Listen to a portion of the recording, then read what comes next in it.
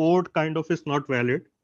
See, I won't And we say are 400 because 400 basically refers to the request which a server cannot understand. Now, the request that is going to the server in this case satisfies each of the required criteria. It has all of the parameters that a server expects from a request, from a put request for a course. So that's why I would suggest you to return 409 in such case. so the uniqueness of the course ID, course code is not kind of inherent in the request params. No, You're why? saying that no, like in put request, we have just been told that these are the fields that are required. Correct. Yeah.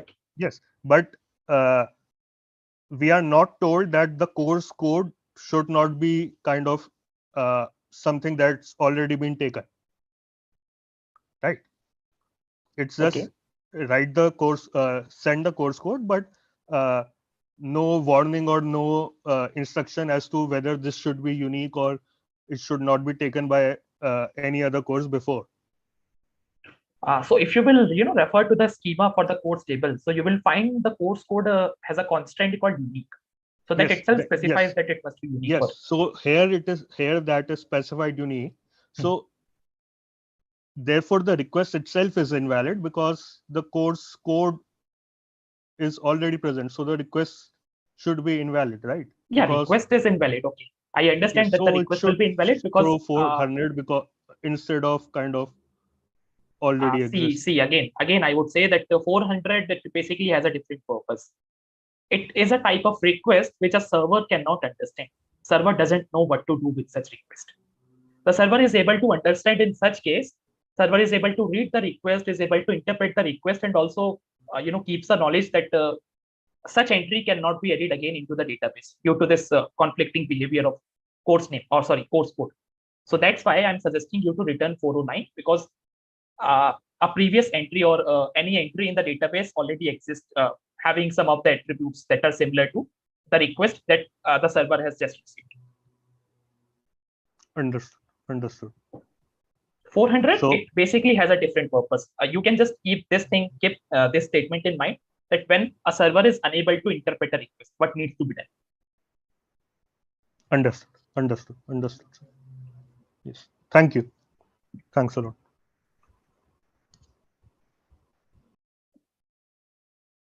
Do you have any other week 6 lab assignment query? Not me, sir. Okay. Anyone else? Sir? Yeah. Sir, I am actually having a problem in the linkage part. Like let's say we are sending a request, get request, and that is getting updated in the API. So how are we linking that to the Python? In that part, I am getting confused because in the screencast, professor is directly doing it and it is getting updated. But in our case, it is not working like that. So I am getting confused in the linkage part. Okay. So what happens is that when we use Flask RESTful package, so what we usually do is we have to define multiple resources. Like generally what happens is, let's say the entire database has 3 to 4 tables.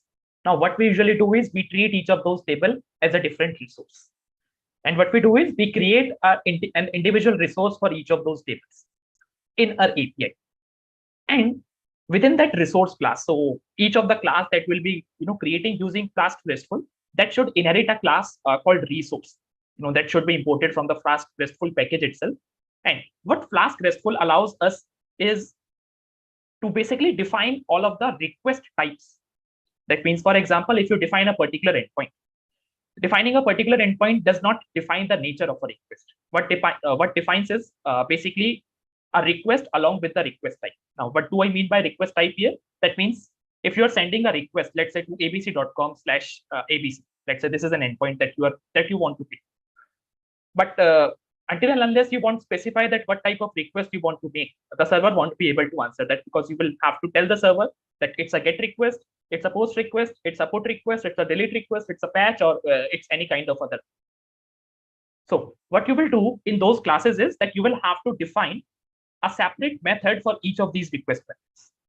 Let's say if you want to define that how a server should interpret any request that is received on a given endpoint, and if the request of that type is GET. So what you need to do is you need to write the logic that the server would execute in case the server receives a GET request on that endpoint. So you will probably write it in a method named GET. The similar thing, if you want to handle something for the post request or for the delete request, so accordingly you will have to create methods within that resource class itself, or probably not actually the resource class, a class that has inherited resource as its base class. So this is basically where Flask RESTful is helping us. We are just telling the Flask RESTful that this is the resource we are interested in, and these are the request types. And we have written some logic inside each of these methods, and now it is up now. The server can understand that how a request is to be interpreted.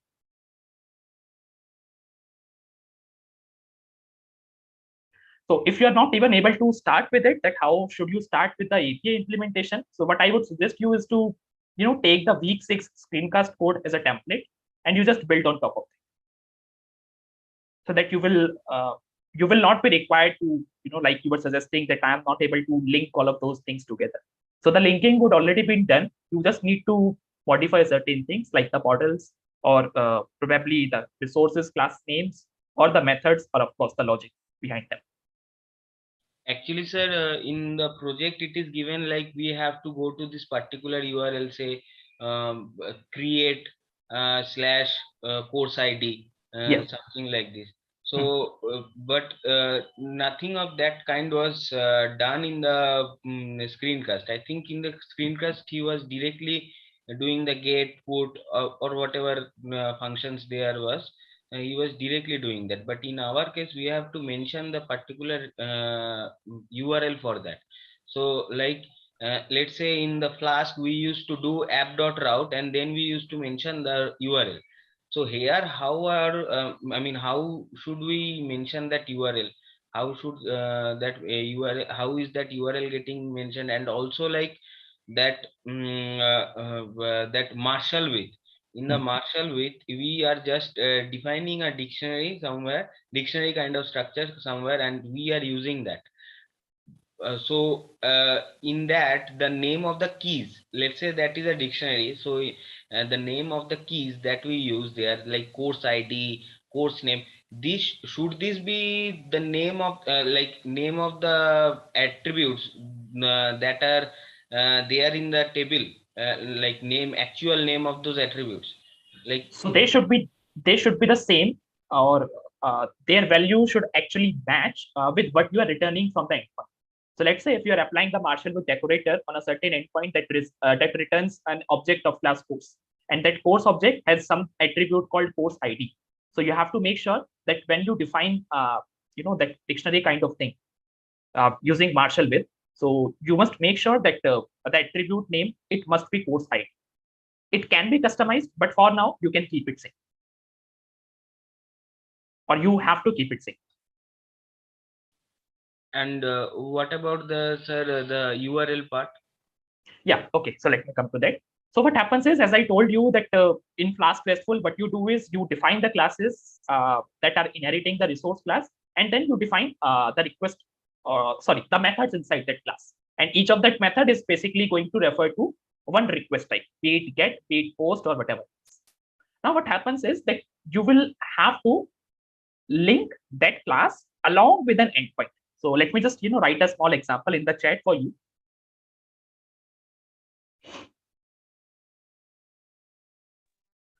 But also I have a doubt. Yeah, I'll come on to that.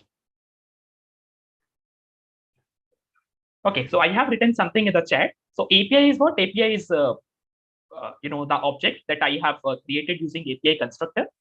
And there is a method called add resource that I'm using here. With the help of this add resource, what I'm doing is I am telling my Flask application that this is the resource class, that is course RE. I have defined certain request methods inside it. That means I would have defined, get method, I would have defined post method, delete method, or put method, whatever I want to. What you need to do is whenever any request comes on an endpoint that looks like /API/course and /some ID that is of integer type, then you should be redirecting this request to this class, that is course B. Now, of course, if you are sending a request, you must be associating a request type with that request, be it get or whatever it is. Now, if it would be a get request, then it would be received by the get method of this course RE class. If it would be a post request, it would be received by the post method of this course RE class. So this is how the linking is to be done.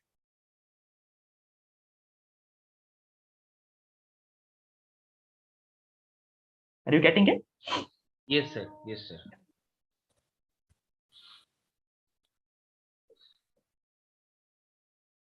Okay, sir. Understood, sir. Thank you. Yeah. Someone else was having some other concern. Yeah. My doubt was something different when I started watching the screencast. So at that time, sir was using he was dumping code on the screen. So my doubt was like whether the code was written by him or it is copied from somewhere. Then he suddenly used insomnia. Even I'm not aware of what is insomnia. So everything was just dumped on the screen, and I was totally clueless that how I should go about it. Like, should I listen to it? Because even I listened to the screencast, nothing was coming to my mind. Like, I was not able to relate anything because everything was just dumped in front of me. Okay, so see, what happens is that when these type of lectures are recorded, it is not really possible to write each and every line of code At least during the. At least you mentioned whether you have written it, you have copied it, or like should I copy from the screen which is showing there? Like what I should do? Like you're dumping there, and I have no clue what you're doing, how you're doing. At least you should say that, okay, how you have done this part. So what you can do is, since we are providing you the screencast codes that are being used in all of these lectures and the screencast, you can probably try running all of those screencasts as it is. That's not my question. My question is like, is this code written by, someone, or it's copied from somewhere? That's the question. No, of course. What they are probably trying there is they would write the code in advance before the lecture is started. Okay. And just to save time during the lecture, they would probably be trying to take that code from that place and putting it there. Because even while dumping that, there's some template was used, and it was not clearly mentioned that how the template was used. So sir had shown one or two, like click here, use the GUI, and then click here, write something. But nothing was clear. Like he was writing in Zippy, like something writing, clicking somewhere, something of the coded, pasted. I'm not getting it. Like how I should start with. Like you have given me entire code, but if I'm not getting the entire literature itself, then what's the meaning of the you given me a book in German? I don't know German. That's simple. So you are saying that I have all the content given to you, but that content is not in my language of understanding. So how I can read about it? That's my problem. Yeah, I got your point. I got your point. But yeah, you also have to understand that, of course, that's why we arrange all of these live sessions where we write each and every line of code by ourselves during the session itself without taking that code from anywhere. I just need the beginning part. Like once it's get going, like I can go about the advanced level thing on my own. But the thing is, I'm not able to start it itself. Like the Big 6 assignment, I haven't started at all. In my life, I haven't heard what is API. First time I'm listening to the API. What? Now, how you expect from me, like a learner like me who has never heard about it? I started using laptop 2 years, just 1.5 years back when I started this course. I never used laptop also. Still, I am able to manage so far. If something is given from basic, I can understand. That's simple thing. If something is simply dumped against me, like I'm not clueless. How I can go about it? I'm not dumb. I know about it. Which path are you following? Means, are you referring to the screencast lectures directly, or you are watching the theory lectures? I went through all lectures, and then I started the screencast. But the moment I started the screencast, I just become clueless. It was the first time it happened. Like till week 5, I'm getting 100 out of 100 in the code also. I was able to manage, but in this I'm not getting anything actually. It's like what is the starting point? Like what you have started, what you are writing, why you are writing, the what, why everything's gone. Like this is this, this is this, this is this. Do get wet. Like I'm not getting. It's like I'm clueless. So in that case, what I would suggest you is to watch that screencast multiple times if you are not able to interpret it in a single time. So that would be my suggestion. Sir, adding to him, like I'm also like agree with him. Look, I'm not new to API things. but the way screencast was plotted was not good actually. Actually, he's like, sorry to say, but he's a programmer. I know like him from before this also. So like he's importing certain modules, and why he's importing, like there's no clear cut No, explanation of all those things also. Like it seems like we are heading toward technician things. yeah, Okay, like nothing, just do, you have to just plug in these wires and you will get light. Like this way it was uh, recorded, the screencast. And when we actually just come to coding part, and like it was like very difficult, because the error, the type of error we are getting, all those things, like Sir, initially I'm not able to begin with. yeah, Abhishek, you are right. Problem is- Even many of my group members are also complaining like they are unable to set up the basic part actually. How basic would part they is like not clear. proceed What with is that? the purpose of code? I mean, I'm not getting it. Sorry, Sorry, what did you say? I'm saying like many of my group members were saying like they are unable to set up the basic part of the API API. application also, yeah, like the integration part with class RESTful and other things. So they are not clear with that only. So how can they proceed further with other things? Actually, sir, adding to this, I would suggest like in week 5, Adarsh sir took 2 or 3 live sessions based on that week. That was really really helpful. Like in the first go only, in the first run only, I ran my code properly. Like I submitted it and it was 100 out of 100. There was no problem. So if such kind of sessions can be arranged before the deadline, that would be really helpful. So like after week 7 we don't have any live assignments also. So Correct. I think like if you can like shift the deadline a bit, then it would be really helpful. Like let there be 1 or 2 live sessions, then give us this deadline. We can So get. what I will request is, sir, like please bring the screencast part on your own, like the way you have done for the week 5. Then only probably, I mean, we can go about it. I mean, if you say that a code is there and go about it, I mean, again, I'm saying it's Greek Latin for me. I cannot go about the code. I cannot read at all, actually. Okay.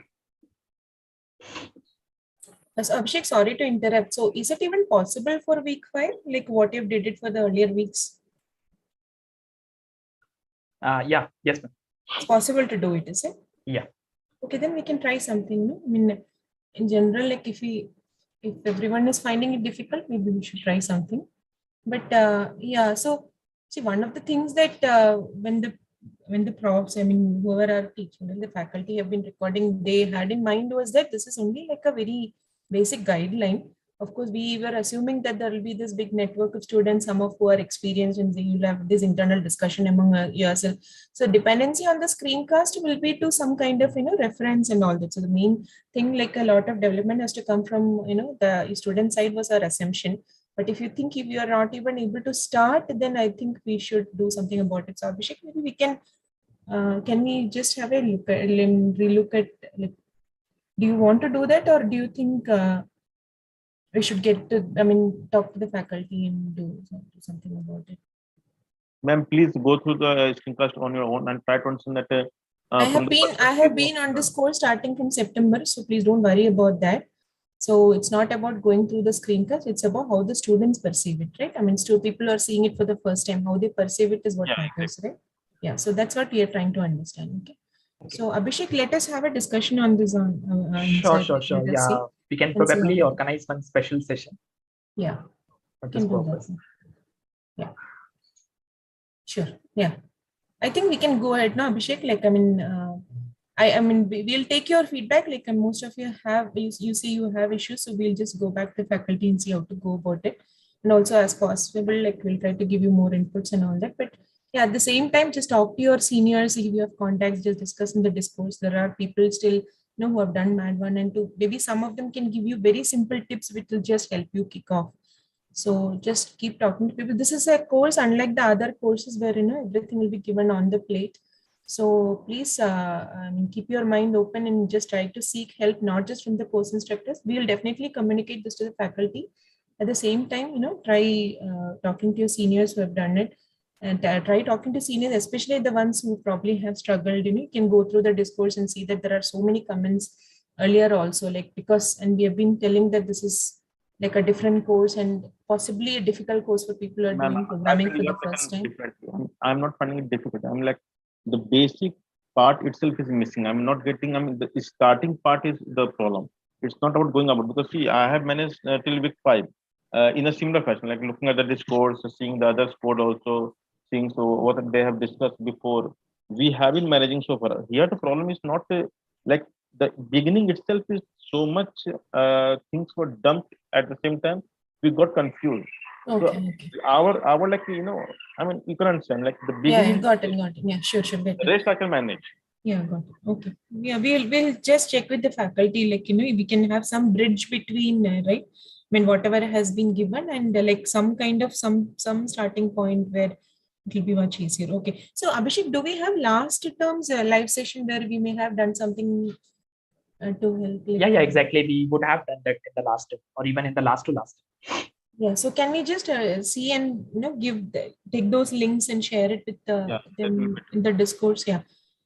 Yeah, I think that Yes. can possibly be one of the starting points. In the meantime, we will also try to have maybe additional sessions depending on how you feel after going through that session. Okay, if it's just a repeat of like what you've done earlier, then probably it's pointless. So Abhishek, what we can do is we can take one of those links, not one of those, one or two of those links and give it in the discourse and see if it is helping them. If it's not, then we'll plan an additional session. That should be okay, right? Yeah, sure. I guess that should be okay. But yeah, in case people are still facing issues understanding that code as well, then yeah, probably we'll organize one more additional session. Yeah, that's what I'm saying. Like they can actually go through those because those have actually helped the first batch and the second batch, right? Correct. So yeah, in all probability, it should help them to some extent. But if it's still not working, we'll have additional sessions. Sure. Yeah, we can do that. I have one more point to make. Like we have lab assignment 6 till week 7. Okay, so what we can do, like I'm just suggesting, like, so there is no point of hurrying these things, because due to which we are backlogging in this particular subject only, or and other subjects also. So please not be make hurry in this lab assignment, because these are the point of learning. No, I didn't understand. What do you mean by hurrying? Like hurry means like just like we have a lab 6 assignment deadline today only, and no lab no week 6 discussion was taken so far. Okay. No, see, I don't think we can do anything about this week 6 deadline for now because it is already extended once. I don't think there is an extension possible again. I mean, if this was the case, I think we should have started it earlier on because we have already requested. Because see, there are a lot of dependencies on these deadlines. Okay, once we get this, you upload all the code, we download everything, we unzip everything, we run the script, we generate the report. There is a lot of dependency, and by then, there are so many other dependencies which are on this. So the more we push the deadline, there is a lot of backlog that comes for us also. So what you should probably look at is like the next time you find something difficult, talk to us early on, start mentioning this in the live session wherever possible, just reach out to us. But today I don't think they will agree anymore to any extension. So somehow we'll have to live live with that. session was on Friday, on Saturday, and we discussed like week 5 till week 5 was discussed by others on that particular day. So it is not like that I am asking it on the last day of deadline. It is just the way it is planning, like the way it is going on right now. That's the thing. No, but today is the live session for week 6, right? It's for week 7. Like week 7. Yeah, so week 6 was never discussed, is it? Never discussed. That was time. Not discussed. Okay, so Adarsh is called? Adarsh, sorry. No, ma'am. Yes, ma'am. So we have discussed SQL alchemy so far for the. No, I'm asking week 6 content. Was that never addressed in any of the live sessions? No, ma'am. Basically, we were taking the solve with instructor session in the previous week also for the Flask SQL alchemy. So that's why in this session we have basically decided to take all of this queries regarding week 6 and week 7. So for the activity and practice. But someone was demanding like for the API part. So no, my question is was there a live session on week 6 like we had for week 5? No, ma'am, we didn't have any session like before, Okay. specifically for week 6. Yeah. Okay. We have planned on Saturday, but Okay. Let me think about it. Just give me a second. Just give me a second. ma'am, I have that link of that previous term API session link. Can I share in the chat?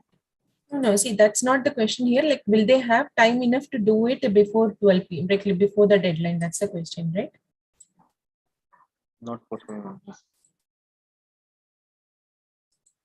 Ma'am, it's 500 lines of code. How can we write? No, you cannot be waiting for to write 500 lines of code in the last minute, right? That is definitely not possible.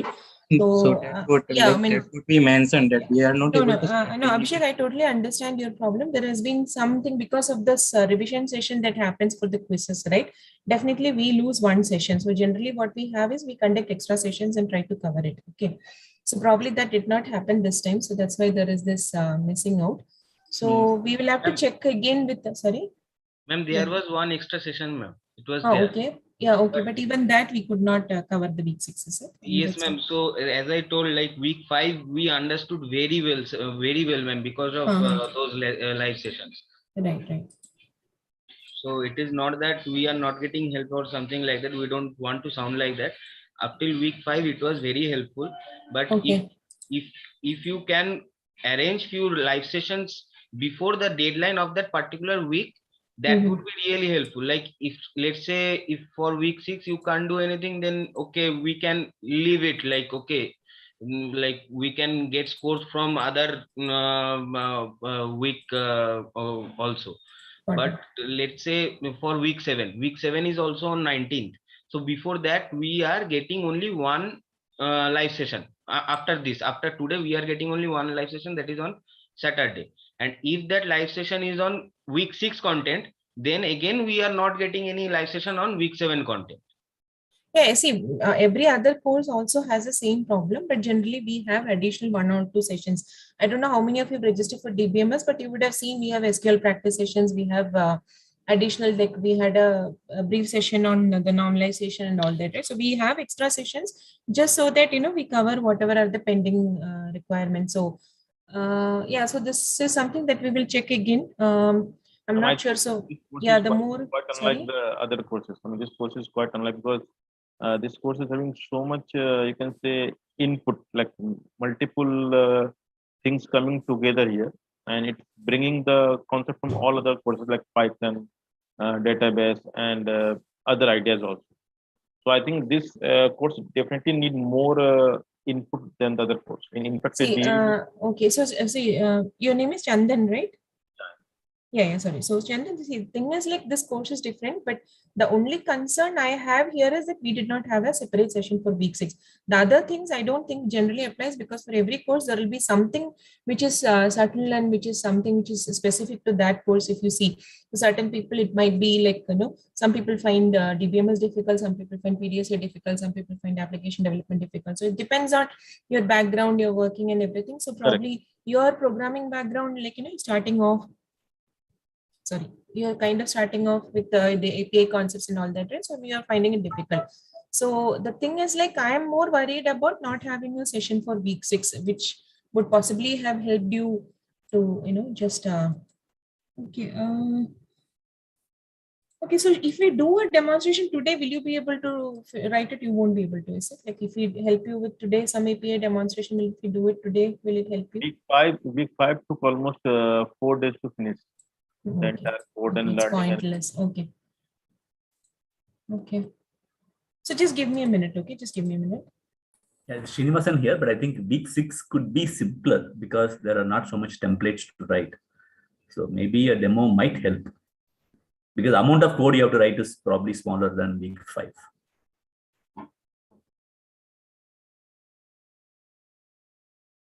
Yeah, thanks, Srinivasan. So that is kind of helpful, but people who have no idea about this, I'm not sure. Like even if you tell them, okay, we have very little to do, like it will not be. I mean, we'll not be able to convince unless they start coding, right? I mean, that's the problem, I guess. So, okay. So Abhishek, what is your input on this? Do you have any suggestion, like whether we should? Yeah, so let's have a very simple API demonstration today. Maybe Arup sir can start with a few basics of week 7, and probably after 15 to 20 minutes, I'll take over and I'll demonstrate that how it can be done right from the beginning. Will that be okay to everyone? Yeah, I think they still have the. I think still the problem is the deadline being at midnight today. No, So I mean, I think don't go for the deadline. Please teach us because so that we can use it later on. So I'm not concerned about today's deadline, whether I'm losing the marks in this particular week assignment. That's totally okay. Please teach us in a way you did for the week 5. That's it. okay, I mean, okay, great. That we can definitely do. Yeah. So Abhishek, we can do that, right? Yeah, sure. Okay. Yes. Sure. Okay. Yeah. So we'll again, check with the faculty and also see, like, I mean, this was something that we missed, I guess, the week 6, right? I mean, that should not have happened, but somehow, yeah, we will take care that such things don't happen. But anyway, we have only one more programming assignment to go. Yeah. Okay, Abhishek, I think over to you. Sure. Okay. So yeah, as we discussed, means Arup sir, I guess you can probably start with a few basics of week 7. And I'll start with the activity part with the week 7. Yeah. Right.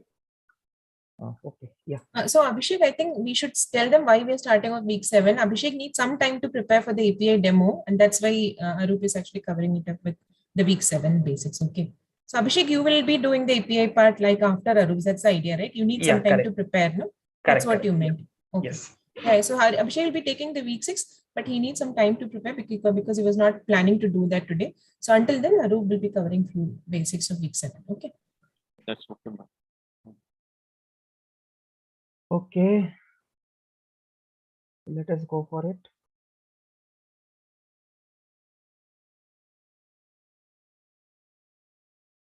So if you look at like what we have in the week 7, it starts with the memory hierarchy, like what are the different kind of memory devices we have to store our data as well as the database, right?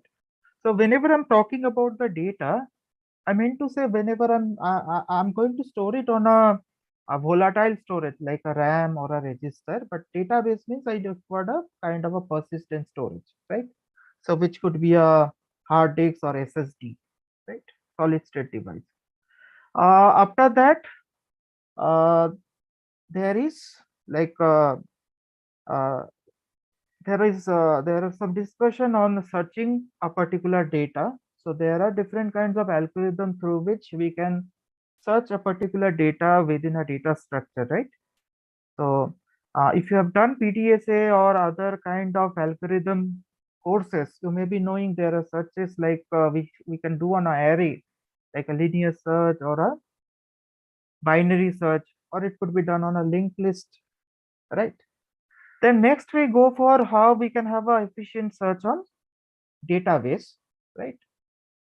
So whenever we are having a table and we are writing a query, we are fetching a data. So whenever we are fetching a data and we write a where clause, basically we are doing a searching, right? If we say where something is equal to something, means we're searching for a particular data. So that's the third aspect. Then further we look for some amount of scalability and security of the data. So that's the thing we have, right? So I straight go into the activity, and during discussing the activity questions, I'll also discuss few theories which are covered in the lecture, right? Okay, so a few things like you can answer even if you haven't gone through the lecture also, because uh, somebody having a basic knowledge of the computer, they may be able to answer few part of it. But yeah, it's absolutely required. You have to go through the entire video lecture for answering all kinds of questions, right? Okay, so let us start with this. Which of the following statement is true about CPU and registers, right? So registers are used to store data and instructions that are used immediately by the CPU. Anybody can tell about this? So suppose whenever you are executing a program, right? So the statements of the program, the instructions given in the program has to be executed by the CPU, right? But how the instruction will be executed by CPU? So basically is a program counter which points to which instruction to be executed next. So we find out the instruction which will be loaded into the register, right? And the corresponding data also will be loaded into the register. Register is a memory which is associated within the CPU. And CPU basically run the instruction along with the data which is already there on the registers, right? So this is correct to say registers are used to store the data along with the instruction which currently has to be executed, right? Second statement is saying registers are located on the CPU. Yes, it is located on the CPU chip itself. The third, registers are used to store permanent values. Anybody? Is a CPU registers are permanent storage? No. No, sir. No, sir, temper. It's a volatile, right? It needs a power supply, otherwise gone. Registers are present in small number in processor. Yeah, actually registers are very costly resource and data density also less, right? So if you want to fit more register, size of the CPU will be very less. That's a one way to think. So, and it's very costly also. So normally you can have on the registers about 20 to 30 values. I'm talking about the current CPUs. We can have around a register to fit around 20 to 30 values, so which are quite limited, right? So it's very small numbers. It's correct. Okay. So normally we can have about 10. The amount of data will be in tens to 100 of bytes. That is what we can store inside the register. Right? So that's very, very less. But please remember the registers are the fastest possible memory inside your computer, right? Which works almost in the same speed of the CPU, or almost in, not almost, it's basically the same speed of the CPU actually. Okay, next, what does the ASRAM stands for? Anybody? It's an easy question. Somebody? Static random access. Yeah, static random access. You're not audible. Hello? Anybody? So this is basically the RAM, which is available is a DRAM, which is a dynamic RAM, or it's a SRAM, static RAM. So static RAMs are basically the it's create your cache memory, right, which is available inside your computer. So cache memory, as per as the speed, it's lower than the register, but it is more than any other kind of storage devices, right? So it is slower than the registers, but it is much faster than any other devices we have. Even it is faster than the main memory, that's the RAM is, right? That's the cache. Okay. So next, which of the following statements is true about the cache memory? So cache memory, whenever we're talking, normally we're talking about the SRAM, right? Okay, so what is true? First point, cache is usually implemented using SRAM. I told already. Cache memory is limited in capacity. Capacity means whenever I just say capacity, it means a memory capacity or storage capacity, right? So storage capacity, yes, it is higher than the registers, but speed is lower, but capacity is higher. So if you go through the slides, so you can see this is the hierarchy. So if you go upwards, sorry, if you go upwards, the speed increases. If you go downwards, the capacity increases. What does it says?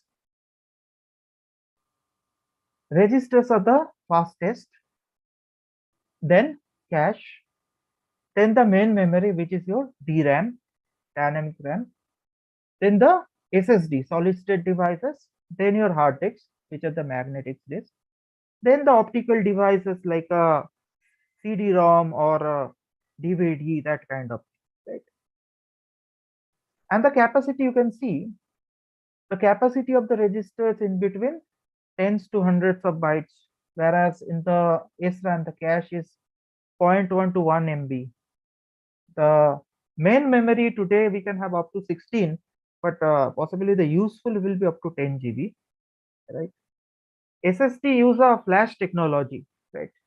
So where mostly available is 1 to 100 GBs, whereas magnetic disks we can go. So these are approximate, right? So we can have much more right now, and it is still increasing every day, right? You will get one more term. One is latency, that's a delay. So what the parameters say, suppose you make a read request, you want to read a data. So whatever the device may be, just select, think this is your memory device, and this is the location from where I want to read the data. So I make a request. I want to do a read operation. So I make a read request. So I make the read request, and the first data is delivered to me. So it goes, and the first data came back to me. The delay that makes, that's basically called a latency. So you can understand, if your device is faster, the latency will be less, right? The latency will be less. If device is slower, the latency will be more, because reading the data will take more time. So if you think about the latency decreases it increases in a reverse way. So speed decreases, the speed decreases, you'll have more latency, right? So that's one thing. Throughput. So number of data you can read in a second, number of bits you can read in a second, right? Number of bits you can read in a second. So whenever we think about the throughput, so normally we do not consider these two devices in case of throughput, because we can have very limited data. So throughput calculation is not fruitful for them. But if you look at them, if speed increases, if the speed increases for the devices, reading speed increases, the throughput will be more, no? In a second, from the main memory, I can consume more data than a hard disk, right? So throughput increases as the speed increases, right? And another term is there that's basically called density. Density means per unit cost or per unit storage, how many bit can be stored, right? Or you can think it on a like for $1, how many bits we can store in that particular device, or maybe in a 1 square feet, or sorry, not square feet, it's a square nanometer something. How many bits could be accommodated within my devices? That says the density. So how the density goes downwards. So this is the density. This is the density. This is the throughput. So these are the parameters. So I'll just discuss this, because if you just understand this thing, this particular portion will be absolutely clear. You can answer anything. Try to just iterate whatever I have done. So the speed increases in this direction. So register having more speed than a cache having more speed than a main memory, which is having more speed than a SSD, then HHD, then we are having this kind of devices. But the storage capacity increases in this direction, means the hard disk having more capacity than SSD. So as capacity increases, also the density increases, right? But as the speed increases, the throughput increases. The number of bits you can read in a second, that's the throughput.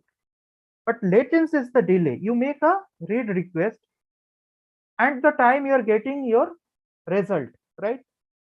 The in between time making the request and get fast output data, that's basically the latency. So if you are having more speed, the latency will be less, right? So the latency increases in this direction, where I have shown, I don't know. This is latency. No? Sir, what is the latency? Can you come again? I make a request to my device. So in a hard disk, I'm having a particular position address from where I want to read a data, right? So at T1 time, I made the read request and I received my output. The data is read and given back to me. It is the first data. Maybe I'm having more data I have to read. So the difference between T2 minus T1. The time I make the request and the time I have received the data, the difference between that. Right. If you have a higher speed, it will be less, right? This difference will be less, right? Getting my point. If you have more speed, you can read much faster, right? Yes, So sir. this difference will be lesser. So I have basically told all the parameters. Do you have any doubt or do you want me to discuss once again? Sir, I had a confusion on latency. Now it is clear.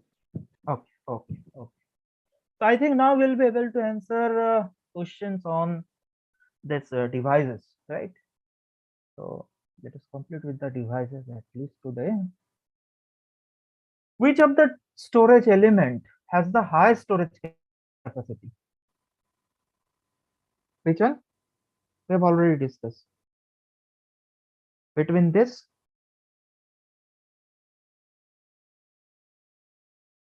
it's basically the storage capacity increases like this, right? Register having the lowest capacity, storage capacity, then the main memory DRAM, then SSD, then this. So this is having the highest storage capacity. It's very logical. You also everyday's life what doing the computer, they know that compared to your registers or on the RAM, your hard disk having much more capacity, even with the SSD also, right? Okay. What about this? Which of the following usually referred as a RAM in your computer? So basically, we are having two kinds of RAM, SRAM and DRAM. But whenever we in general talk about RAM, every time we refer to something called as a main memory, right? So if I talk about the main memory, it's definitely the DRAM, not the SRAM. SRAM is a cache memory. So this is not what we refer as a RAM. So RAM is basically the DRAM. Right. So this is the thing. Next, we are having which of the statements which are true about the solid state device. So solid state is a particular technology. It's comes in physics. Okay. So SSD basically used a flash. It's basically a flash-based memory, right? So which is faster than your traditional hard disks, right? Which are magnetic disks, right? So this option is basically true. SSD is a non-volatile memory. It's basically used for a persistent storage. It could be used as a permanent storage, right? SSD has a large capacity that can store 100 gigabyte of data. Yes, it is having much more capacity than a register, than a cache, than a main memory, but it is having lesser capacity than hard disks. So it is in 100 gigabytes, right? But if it is HDD, it could be in terabyte also, right? So that's why, like here, all the options are correct.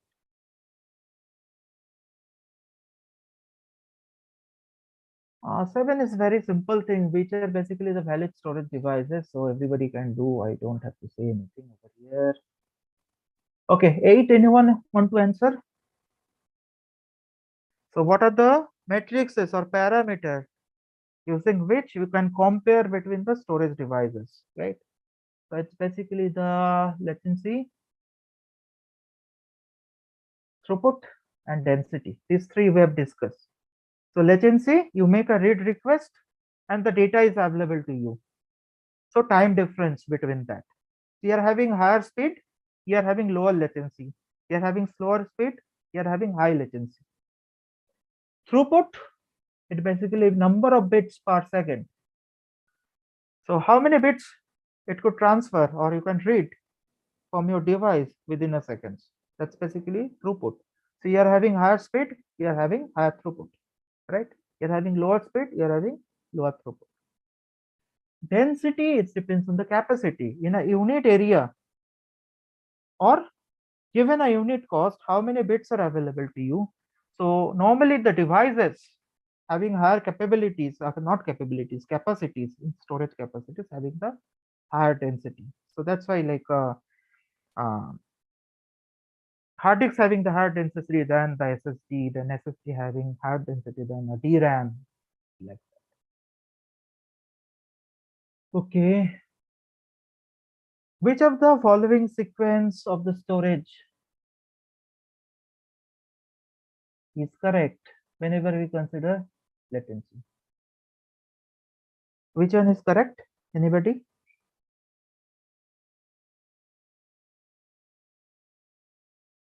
Option 2, sir. Yeah. So you're having higher speed means lower latency. So this is lowest, then this, then this, then this, then this. So speed is increasing in this direction. Latency is increasing in this direction, right? So if you just remember the relations, then automatically it's done. Okay.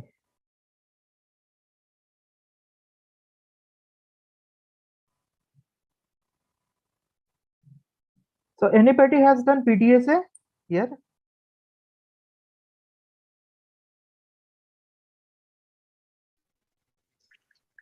Yes, sir. So what will be the answer? Sir, for binary search is order logging. Yeah. So for a binary search for an element, when n numbers of elements are stored, so it's basically this, right? It's basically this. I think everyone understand binary search. Anybody don't understand binary search? Can you raise your hand or tell me so that anyone don't know binary search here? So anybody can tell me why it is log n? The number of steps we need to take to find that number. Yeah, just Yes. I'll show you. I think it will be easier for you to understand. Suppose I want to calculate the time required for searching from n elements, right? So I am having entire array. So I find out the mid, right? Then I make a comparison. So if it is compared and matched, I'll say it is found. So it's the best time, right? That's one attempt I'm getting my output. The middle one is matched min. That is the best case. Otherwise, I have to search on the left hub or right hub. So I need a time, a fixed amount of time, say it's a C, to make the comparison, right? Now I have to search in half, either on the left portion or right portion. So left portion having half, right portion having half, right? So next, again, for this, I take the mid, one comparison, then again half of this, that is, or we can write it as a 2 plus t 10 to the power 2 to the power 2, right? Let us have another step. Again, I find out the middle. I check, is it the thing? If it is yes, then it's done. Otherwise, check the left hub or check the right hub. I need another C for making the comparison, and it's n by 8. It's a 3 plus en 2 to the power 3, right? So let us make an assumption. Suppose n is the number of inputs, the elements you have inside your array, right? Let us assume it's in this order, 2 to the power k.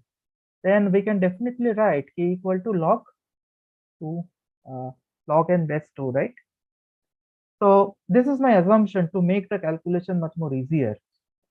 So like this, if I go up to k steps, after k steps, what I'll get here k instead of 3. then t, n by 2 to the power k. What is 2 to the power k? 2 to the power k is nothing but n.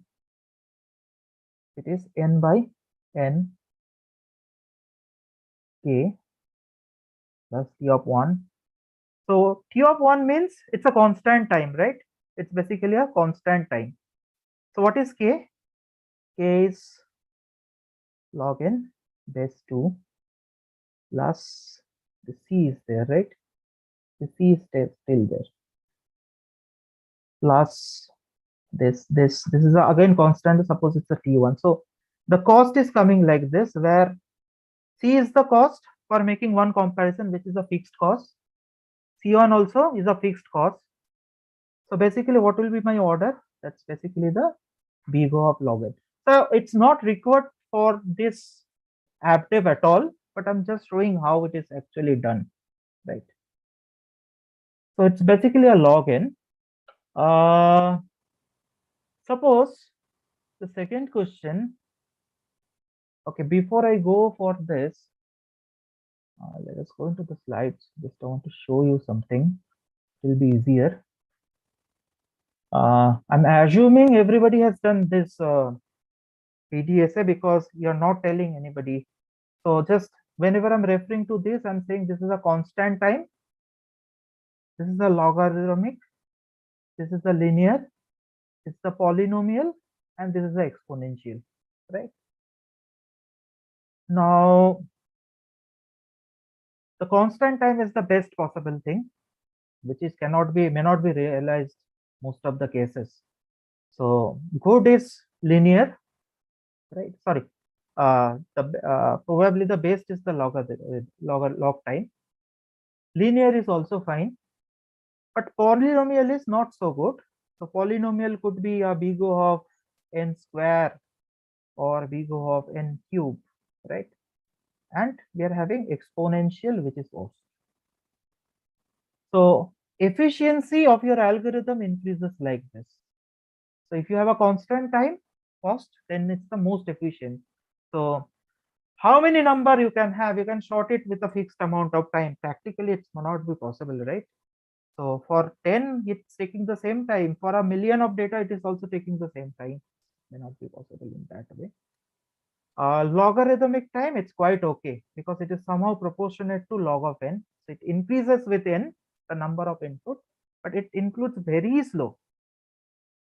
In this case, it increases proportional to number of inputs. So this is with a polynomial. So in case of, it's basically increases in square, but it is having an exponential growth, right? It's very bad actually. So if you have an array of n elements, the following big O notations that give you a worst result. Which one? The worst kind of time complexity here.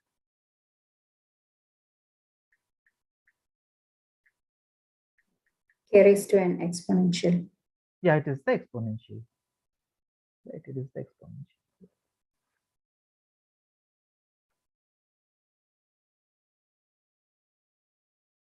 Okay, third one.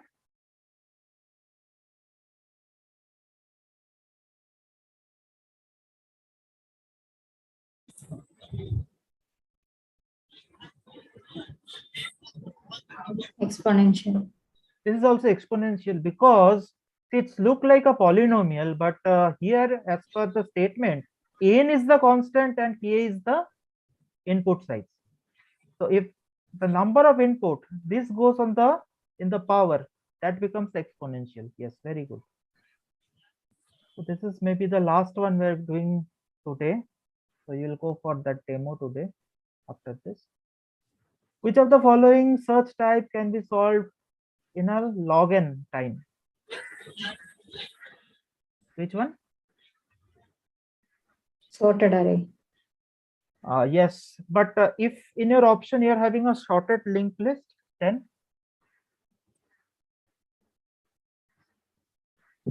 So in linked list, it should be Order log and n. Log sir. n. Sorry, yeah, order n. it's not useful, right? Because it is not indexable.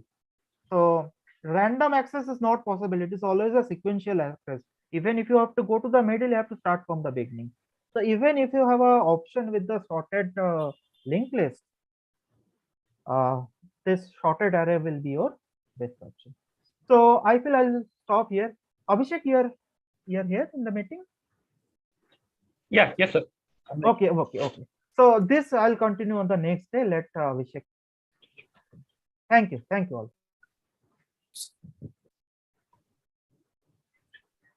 But shall I start? Yeah, Abhishek, sure. Yeah. Okay. Hello, everyone. So today we'll be seeing a small demonstration of how APIs can be made. So I'll start right from the beginning. I'll put up a very simple structure for an API that can be called as a, I would say, the trivial API that you can call. So I'll just quickly share my screen and we'll go on to that part. So for that, I'm assuming that you have enough familiarity with the Flask SQL coming and also how the Flask routing works. Because I would not like to go too deep into those things right now, as the focus is something different.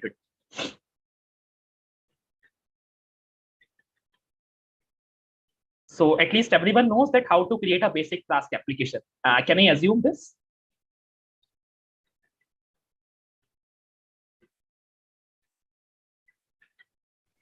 Yes, sir. Okay, all right.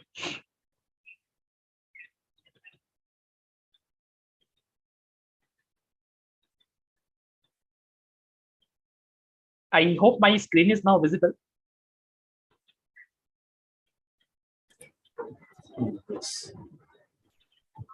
Yes, sir, it's visible. Thanks for confirmation. Okay, so I'll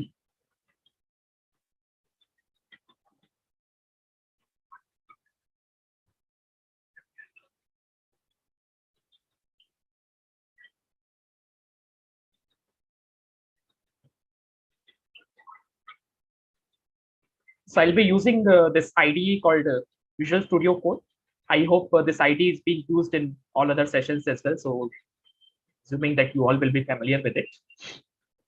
But whatever code that we are going to write here today, the same can be copy pasted or can be migrated to REPL it, and it would work perfectly fine by just making a simple configuration change. So I'll start with a simple file, main.py, or it can be app.py. I can use the default Flask Run command in order to run this app. Now, the very first thing that we are going to do here is to basically define all of the imports that we are going to use for this API. So we will be using the Flask, of course. Apart from Flask, is there anything else that we need? Maybe we can use request. No, we are going to use request parser for that. Okay, so apart from that, we are also going to use this package called Flask RESTful. I will first show you that how an API can be made without using Flask RESTful package at all. So from Flask RESTful, what we can have is the very first thing we would require is the API in order to initialize the object. We would require the resource class and request parser and all. I will import it later when we'll go on to the database part. But right now, I just want to keep it quite simple. Okay, maybe about this is a method that we can use. Okay, app equals to Flask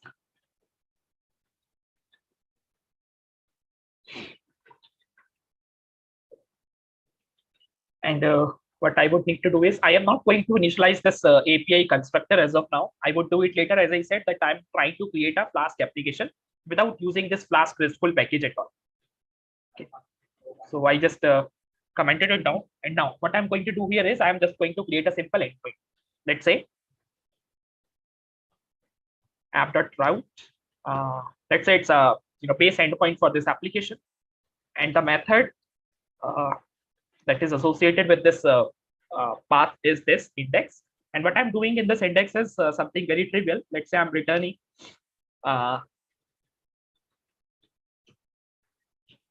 say a Python dictionary. So in Python dictionary, what I'm returning is, let's say, ID. The value of ID is 1.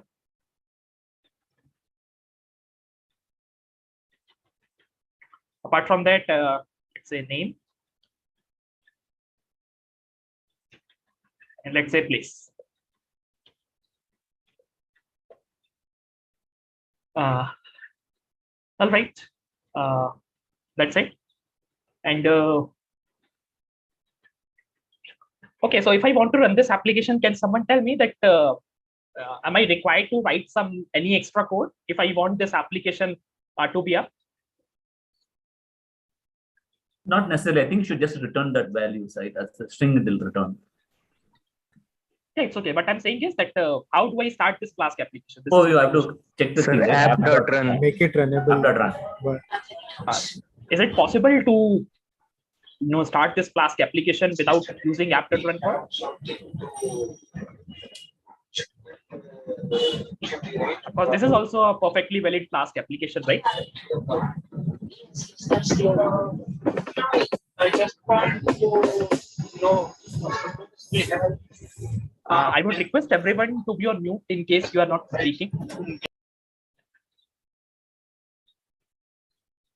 Okay.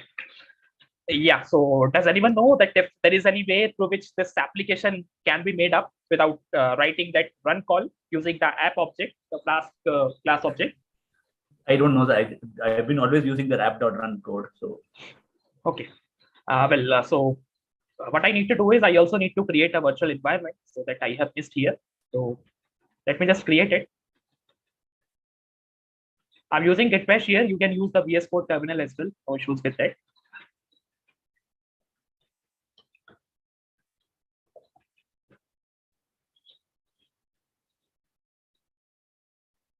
So right now I have created with the name env. Generally we use a dot, before that name so that it is not by default visible in the file structure. But right now I have left it as it is. Like it's okay. And okay, let me do one thing. So now that since I have already created this virtual environment, I want to access this virtual environment, or I want to activate it using VS Code. So what I can do is I can use the similar commands that I would be using in git bash here as well. But remember that we will be executing a file named activate.ps1 in case we want to activate it using VS Code. Right, so it is activated, but right now there is nothing in this environment because we just have created it. So we will have to install all of the required package. So I would just say that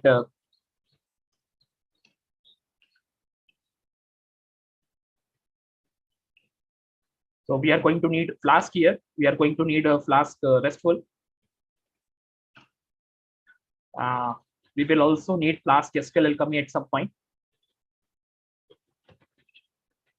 Is there anything else that we require? I think that's okay.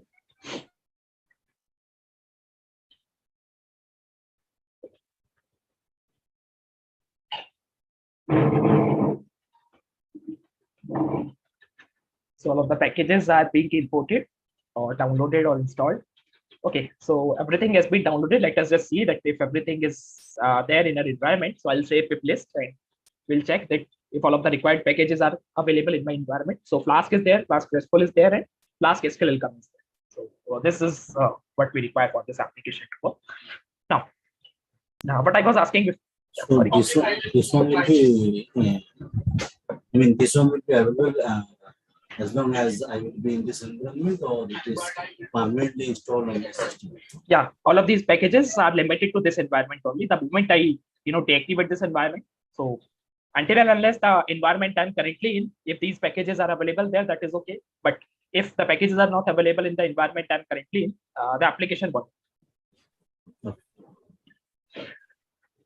So if I would deactivate it, that means I would be in global interpreter path, but I guess I have already installed Flask in my global interpreter path as well at some point. So this will still work.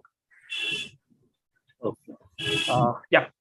So the Flask or the command that we are going to run here is basically Flask Run. So what Flask Run does is it checks that if there is a file named app.py in the current directory, and if there is any such file, what it does is it basically runs that file. For example, if you would have written a that run call app.run, and you would have written a command python app.run. This would also, okay, so this would also have executed that file named app.py, and the same is going to be done with this command called Flask Run. So the moment I run this command, so you can see that the server is up on this IP address. So I'll just go to this IP address.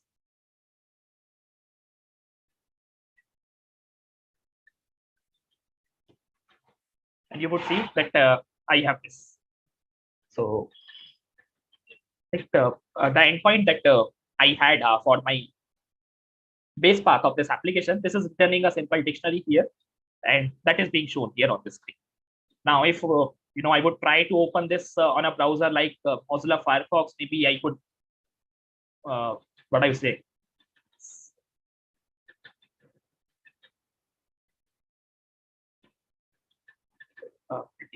beautify this output in some sense.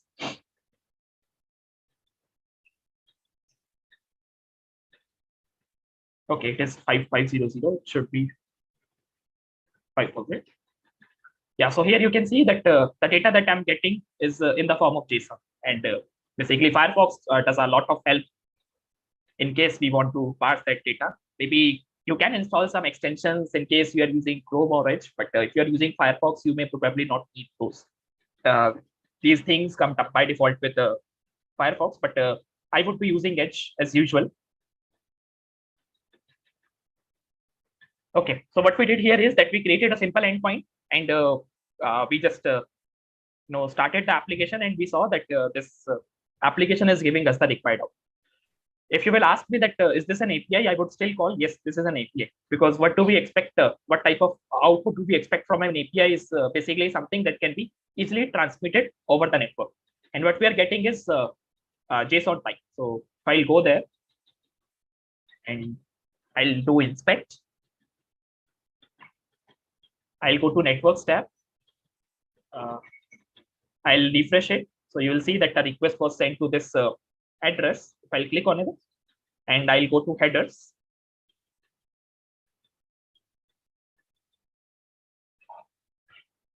So here you can see that the response headers suggest that the content type of whatever data this endpoint has written is application JSON.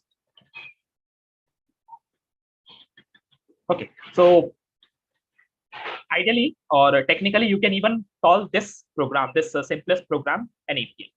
Right? We have not used Flask RESTful package at all here. What we have used is a simple, Flask framework, and maybe you would have tried it quite many times.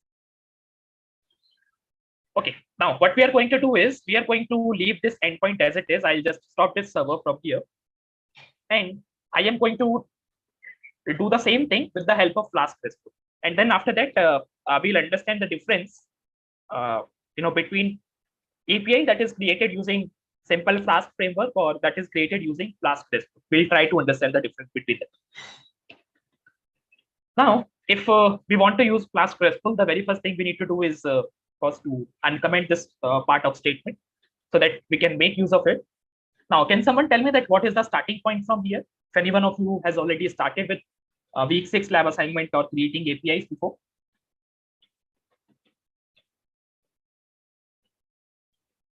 What should I do? Sorry, should be to define the methods, right? Basically, yeah, correct. Create the resource and define the methods. Correct. The very first thing we need to do here is to define a class that is that should inherit this resource class that we have imported from Flask. Yeah, for each database, right? Student, enrollment, as well as course. Yeah, I would be taking a different example. Of course, my example would not be the same. Okay, we can take one. Yeah, take a simple one. Yeah. Yeah. Right now, okay. Let me say there is a class, and that is say user RS. So I have just put this RC here just to differentiate between user and user RC, because what I'm going to do, at a later stage in this session is I'm going to create a model with such name that is user. So that's why I just want to avoid the name conflicts. How do we inherit the classes in Python? I hope that's quite simple. We just need to write the class name that we want to inherit from within these parentheses. So I want to inherit what? Can someone tell me? Resource. Yeah, I want to import resource. Now, the way we basically define a class, now that we have defined that what the name of class is going to be, what this class is going to inherit from, the next thing is to define the methods of this class. So as I was talking initially in the beginning of this session, that what you have to do is you have to define the various types of request methods that this resource can handle. So there are basically 4 types of request methods that we talk about in general. Of course, there are many more as well, but the most commonly used are get, post, put, and delete. Of course, there are patch, there are add, and there are so many other things as well. But we will precisely be talking about these 4. So resource is a class that you will need to inherit. I'll talk about this, that what is the significance of this resource class when we will bind this class with our endpoint. I'll talk about it. So what I'm going to do right now is I'm going to, let's say, create one request method that is get. What I'm expecting from this get is, let's say ID. So let's say just assume that the user is basically a model. Right now I have not created it, but for now let us just assume it that there is a model named user, and this ID is basically representing or referring to a particular attribute in that class, or basically referring to a particular object of class user. We will define that class later on, but I just want to give you a basic idea that how a simplest API can be created using Flask. So what I did is I just accepted this, and what I said that okay, I received this. I'm going to print this ID. Let's say I'll say that user ID is this, and after that I am going to return some response. Say user found or something like that. Okay, it can be anything. I have just written here user found. You can customize this message as per your requirements. Right now I will just leave it as this. Now what we have done is we have defined one request method for this particular resource, that is user. If I want, I can go ahead and can even define different request methods like post, like delete, in the form of methods of this class itself. But just to give you a small demo, I would be defining this get. And now the main part comes here is that how this application is going to know that this get has to be invoked. This get method has to be invoked for a particular request. I guess this was the question that came up in the beginning of this session. Someone asked this, someone raised this question in the beginning. So now what we are going to do is we firstly have to create an instance of this API class. Just like we have created an instance app of class Flask. In the similar way, we will be creating a instance of this class API. The way we create instance of SQL Alchemy, in the same way, we'll be creating an instance of this API. So let's say what I do is I say API equals to API, and what I pass inside it is basically the apps context, the current application context that I have. Okay. Now this is done, and this API, once it is initialized with this constructor, is going to have certain attributes with it or certain methods that we can make use of. So the part comes here is, again, let me point it out once again here. What we have done is we have created a class. That class has one method called get, and this get is accepting one ID and is doing something. We don't know what is doing here. We just know that there is one method that exists for this particular resource class. The question is that how the application will get to know when this get method is to be invoked. You of course, if we have an endpoint, right, and route it. Correct. We have to bind it with an endpoint. That's precisely the answer that I was looking for. So how do we basically bind it? Can someone tell me?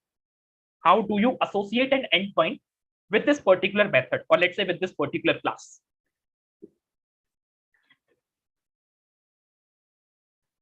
How will you let your application know that if a user, let's say, requests on the URL, say /API/user/1, then this is the method that needs to be invoked. How are you going to let your application know this thing? By defining some route. By defining some route. Okay, yeah. How do you define that? That's what my question is. How do you bind it? So here what we were doing is we were defining a root that is this base path of an application, and we were simply binding this method with this root itself. So yeah, everyone knows that whenever a user is going to hit this endpoint, this is the method that needs to be invoked. But here in this case, we have not specified any path, we have not specified any root. So the question is that we need to associate some root with this method so that it can get invoked whenever required. So what I'm going to do here is, as I have already created an instance of this API class, I'm going to use a method of it called add resource. Here it is, add resource. In this add resource, the very first argument is basically the resource class name, right? To which I want a particular endpoint to be binded to. Now, what is my resource name? Can someone tell me? User what is the RC. resource class name? It is user User RC. And after giving a comma, that means I'm giving a second parameter to this add resource method. This is going to be the endpoint.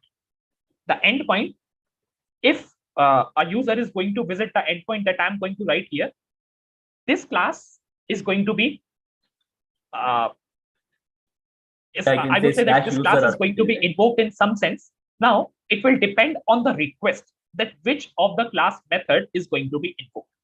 So let's say there is one endpoint /API/users. It also depends that what type of request is it? Is it GET? Is it POST? Is it POST? Or whatever it is. So whatever URL that we will write here, depending on the type of that request, the method from this class or from this class will get in. Now let's say I'm going to write the path as /API / let's say user, and then would say int id, something like that. Okay, since I have defined a get method and that is looking for an ID. Now, whenever yeah. So one question: where do we add API? Which means that is how we are defining the link to be. Sorry, can you repeat your question? There is no need to add the API link, right? It will just be /users int also, right? You don't need API particularly. If you want this API to be present in the URL, you have to specify it. If you want specify, it won't come by default. So that means what you are saying is that if you will simply write this, right? Because I can define the URL to be anything I want, right? I don't have to be correct, definitely you can define. But we usually use this, API as a prefix so that we can define that this is an endpoint that defines or that is defined in an API. This is done generally. So if you want, you can avoid doing that. But yes, sorry. Yeah, it's a conventional rule. Sorry. I mean, API. Yeah. I mean, it's a conventional rule. Yeah, it's a convention. So even after this API, what we usually do is we define the version of the API. Let's say we write V1. Let's say we write V2. What the version of this API is. For sake of understanding. Correct. So right now I'll keep it simple. I'll say that API, user, and int ID. Now what happens is that whenever a user sends a request to this endpoint, now the first thing that will be checked is that what's the type of that request. If the type of that request is GET, then this method is going to be invoked. If the type of that request is POST, what it is going to look for is a method having name POST in this class itself, because this endpoint is binded with this URL, or sorry, this class. So this is going to look for the methods inside this class. Okay, this is not going to look for these methods inside another class, let's say, which is user RSC, something like that, whatever other name that you can think of. Okay. All right. Now, once we have added this, mapping between the endpoint and the class, do you think that our API is ready? It means, do you think it should work?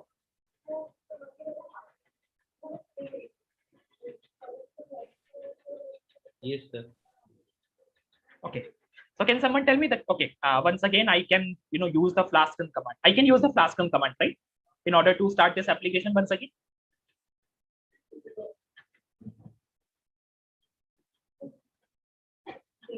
Yes, shall I use that? Is there any problem using that command once again here? What do you think? No, sir, no. Because we have initialized it with Flask _name, so it should run. Correct, there is no issue.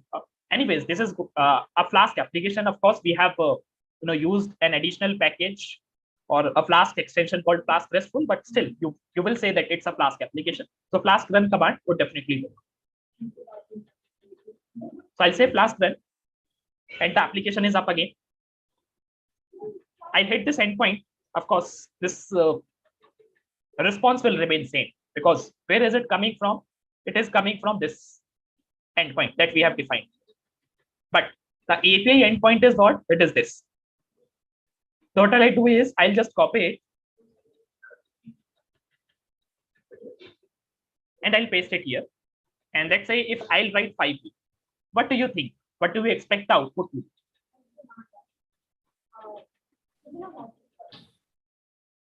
User found.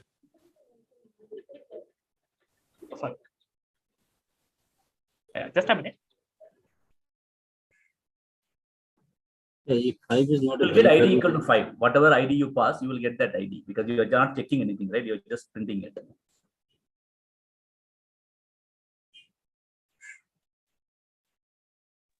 Yeah, I'm back. Yeah, sorry. Okay. So it is going to be /API/user/5. Yeah. So what I was asking was that what's going to be the output, or what's going to be the response for this request? It will say ID :5 instead of 1, but other things will be the same because we are not doing any check. Are you sure? Sir, I think the return item should be there. Like you said, user found or something. Yeah, let me just come back to the implementation. Get function will return user found, and user ID is 5. Maybe. Yeah, so what will be flashed on the browser? This is what my question is. Sir, I think user found will be there. Print statement, I don't think so. Okay. So yeah, your assumption is correct that this is what we are going to expect from this endpoint to return. It is going to say user found. But if we will look at in the terminal, we should be seeing the message that we printed in that endpoint, that is user ID, and that is 5. 5 is the parameter that we passed here. That is what we have got.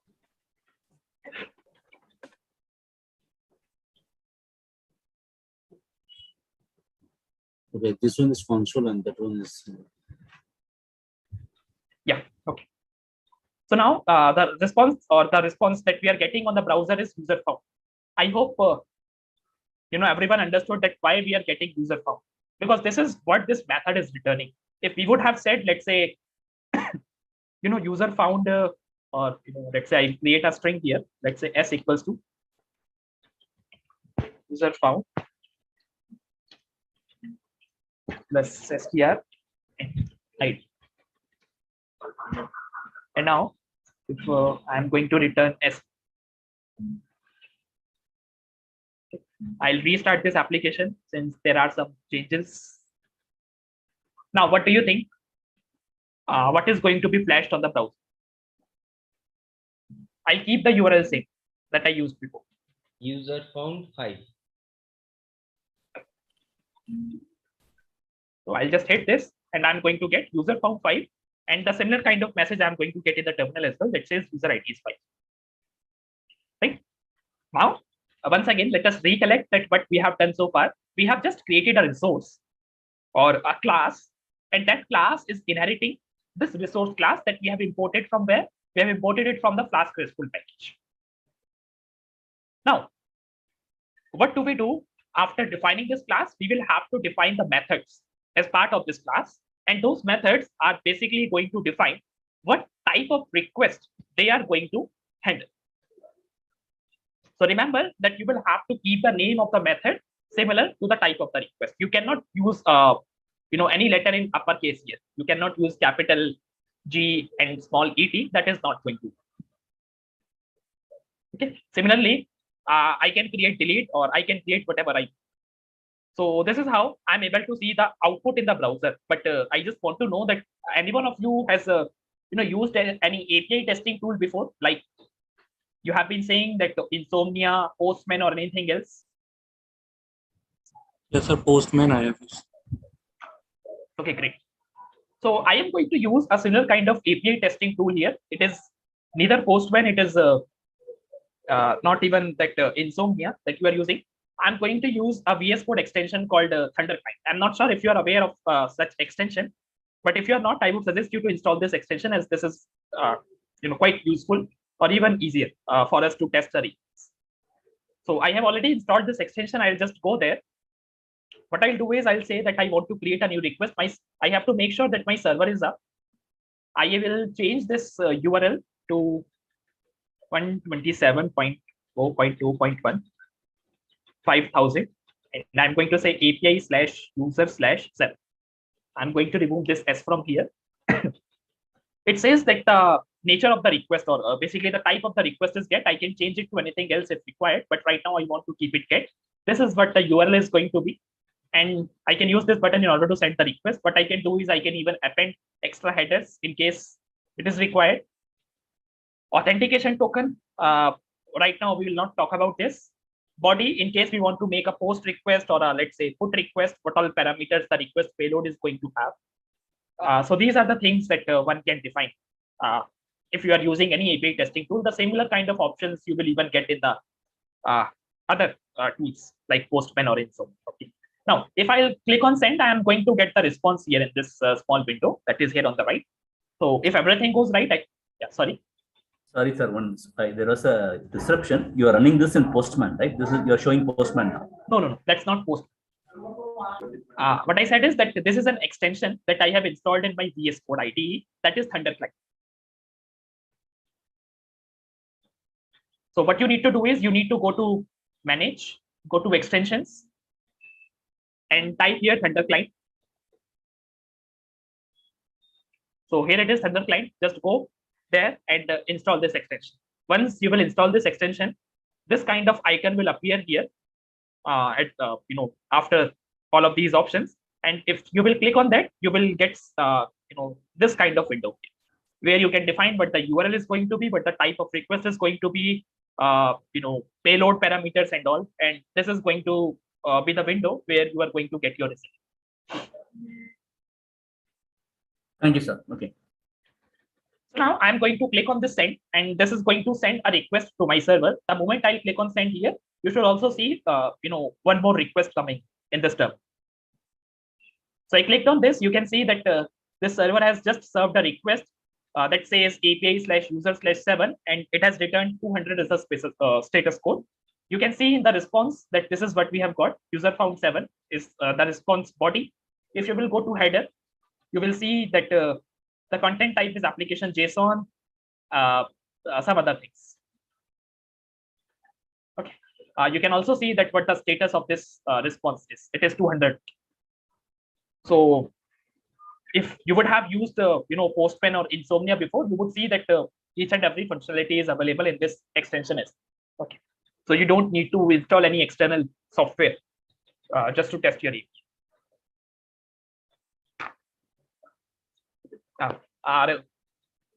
Okay. Are there any doubts so far from any one of you? So Thunder Client works only with Edge, right? So I don't think there's a similar one for Chrome or whatever. I'll find it. Thank you. Sorry, I didn't get it. What did you say? It seems to be a VS applet, so I guess it is available only for Edge, not for Chrome. No. This has nothing to do with the browser. What I'm saying is that this is an extension in the VS Code IDE. Okay, fine. Got it. Thank you. Okay, I'll come back to web.py. I'll close this server as well. Okay, we'll come back to it. Now, can someone tell me that what is the difference between the API that we created using simple Flask and the one that we created using Flask RESTful? That is also a Flask extension. Can someone tell me the difference? Sir, can you please repeat the question? Sorry. What is the difference between the API that we previously created using simple Flask and the API that we have just created using Flask RESTful? Here you are defining the routing portion initially with the method name, and here you are defining it for the whole general class. Okay. All right. Is there any other difference that you can observe? Okay. Let's say in this case, what I said is that I am just handling, or I am just looking for the GET request as of now. But let's say if someone wants to make a POST request on this endpoint, I can create, one more method with name post that is going to take care of any post request that will be received on this particular endpoint. But if the same thing needs to be done, let's say with this endpoint, let's say this base endpoint, how do I define that this endpoint should be capable of handling post request as well? And how do we differentiate that when a get request will come, how do you handle it? When a post request is come, what differences are going to be? Request.method, so we can use request.method to separate that. Right now, can you tell me that what are the supported request methods by this endpoint? Sir, there is nothing mentioned, so like probably only the get method will get supported. Let's say if I want to make this endpoint capable of handling other types of requests as well, what can I do?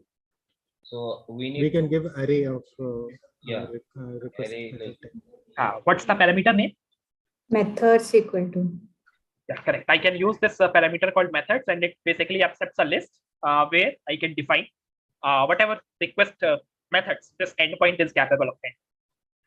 So I can define get, I can define post or whatever. Okay. So this way, if we talk about the simple Flask thing, so here what we were doing is we were defining the request methods in the methods parameter, and we will have to handle each of these type of requests separately by putting out some conditions. That if in case this endpoint receives this type of request, handle it this way. In case it receives this request, handle it the other. But in case of this Flask RESTful, what we have done is we have tried to organize our code in a better way, I would say. Because what we are doing is we are defining separate methods for each of the request type. And that kind of makes it easier for us to track that what code we have implemented. Because this time we don't have any such conditions that if what type of request is going to be handled for this endpoint. What you can see is that okay, this endpoint is binded with this user class, and you just have to look at the different methods of this user class. You can simply read these names, and you will be able to understand. Okay, so this method is taking care of get request. The other method is taking care of some other request types. So the advantage that this Flask RESTful basically provides us this organization that we have just achieved here. So this is a very simple example. We will be building on top of it, but this is a simple difference that you can understand between simple Flask and this Flask RESTful package. So remember, Flask RESTful is also a Flask extension. Okay, so it has it is built on top of what can be done using Flask. So when we talk about the get method, so in Thunder client it is capital GET, and here it is GET, small GET. What if my method name was not small GET, it's something else, let's say index, then how we will basically handle this thing? No, of course that one you can write that method, but there is no purpose of writing that, because this is a framework. Remember, this is a framework, and what you do in framework is you will have to follow certain rules. The framework has given you kind of a block structure, and you need to fill in those blocks by putting out your code there. So here it has already defined that the methods that will be defined using the request method names, they will be taking care of such type of request. If you will define something called index, that will never be called. That will never be. No, how will it get to know like what method it is? Like from small GET, it is getting like it's a capital GET. Okay. So see, it's not. See, once a server will receive a request, the server knows what type of request is it, right? Yeah, but if we talk about the assignment part, like we are using the same thing for get, put, and delete thing. Correct. Okay. So how again that depends that how are you sending the request, right? Like I just opened this new request. I said that I want to make a get request to this endpoint. The moment I change this to post, the endpoint remains the same. Just the type of the request is now become different. But so whenever this type changes, but the URL remains same for the get, post, and delete. Get, it can remain same. It can remain same. So that's what I'm asking. How we how server define determine this, like which type of request it is getting? Yeah, that's what I'm saying, that once a server receives a request, the server exactly knows what type of request is it, what the type of that request is, be it get or be it post or be it delete. the server knows at the time of receiving that request. If you're sending a request, you will, of course, have to specify the type of it, right? What's the nature of the request? I am defining the type of request. That's what I'm getting, because in the client application only I'm just defining the type of request I'm sending. Okay, but how then server, like at backend, how it will map to the particular function, like whether it is. Yeah. What will happen is the server will get this request, right? The server will get this request. The request will say that I am a GET request and I want to hit this /API/user/7 endpoint. Right? This is what the server will get to know at the very first instance when the request is received. Now, what does server know about the request? The server knows that the request is of type GET and the request URL is this. Now the server will check that is this request URL matching with any of the URLs that are defined for this application. So server will get to know, okay, this is the URL that is matching with this incoming request. Remember, the server already knows that this request is of type GET. The server already knows about it, okay. Now it will check, okay, this endpoint is matching with the URL that I am getting. It will check, okay, this is binded with this class, that is user RC. Now it will go to user RC class. Now here the server will make use of that information, that it got initially when it received the request. That is the type of the request, but the type of that request is. Server already knows that the type of this request is GET. That's why it is going to invoke this GET method. If it would have been POST, the server would have automatically invoked the POST method in this class. So, sir, if we change the GET, the GET in small letter to caps, it will show us error, na? Yeah, correct. So let's say if I'll just change it to, GET here, and I'll just restart the server. Right, I'll go to new request. I'll again hit the same. So see, but this is saying is that the method is not allowed for the requested URL because there is no such method that is available to handle such. It's currently POST, sir. Oh, okay. Yeah, so there is nothing that is taken care of. So name should be like in this particular fashion only, right? Lowercase. Okay. It should be lowercase. Now, if I'll start it again, we'll send this request once again. I should get the appropriate output. Here it is. The 4 methods are get, post, delete, and put. Sorry? Get, post, delete, and put. So you need to define those 4 methods here, 4 functions here. Yeah, it depends on you. You can define all 4 of them. You can only define one. That it depends on your requirements. So what's the difference between put and like post? I got like, but what we post is to update, right? No, put. Sorry, post is to create. Put. Yeah, yeah. Put is for update. Yes. Okay.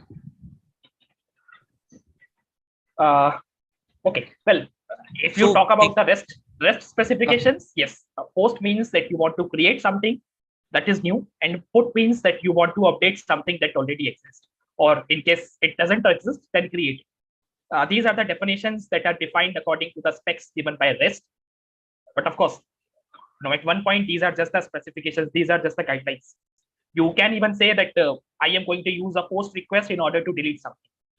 If you are a developer, you are free to do that. But of course, it's all about the conventions. It's all about the specifications.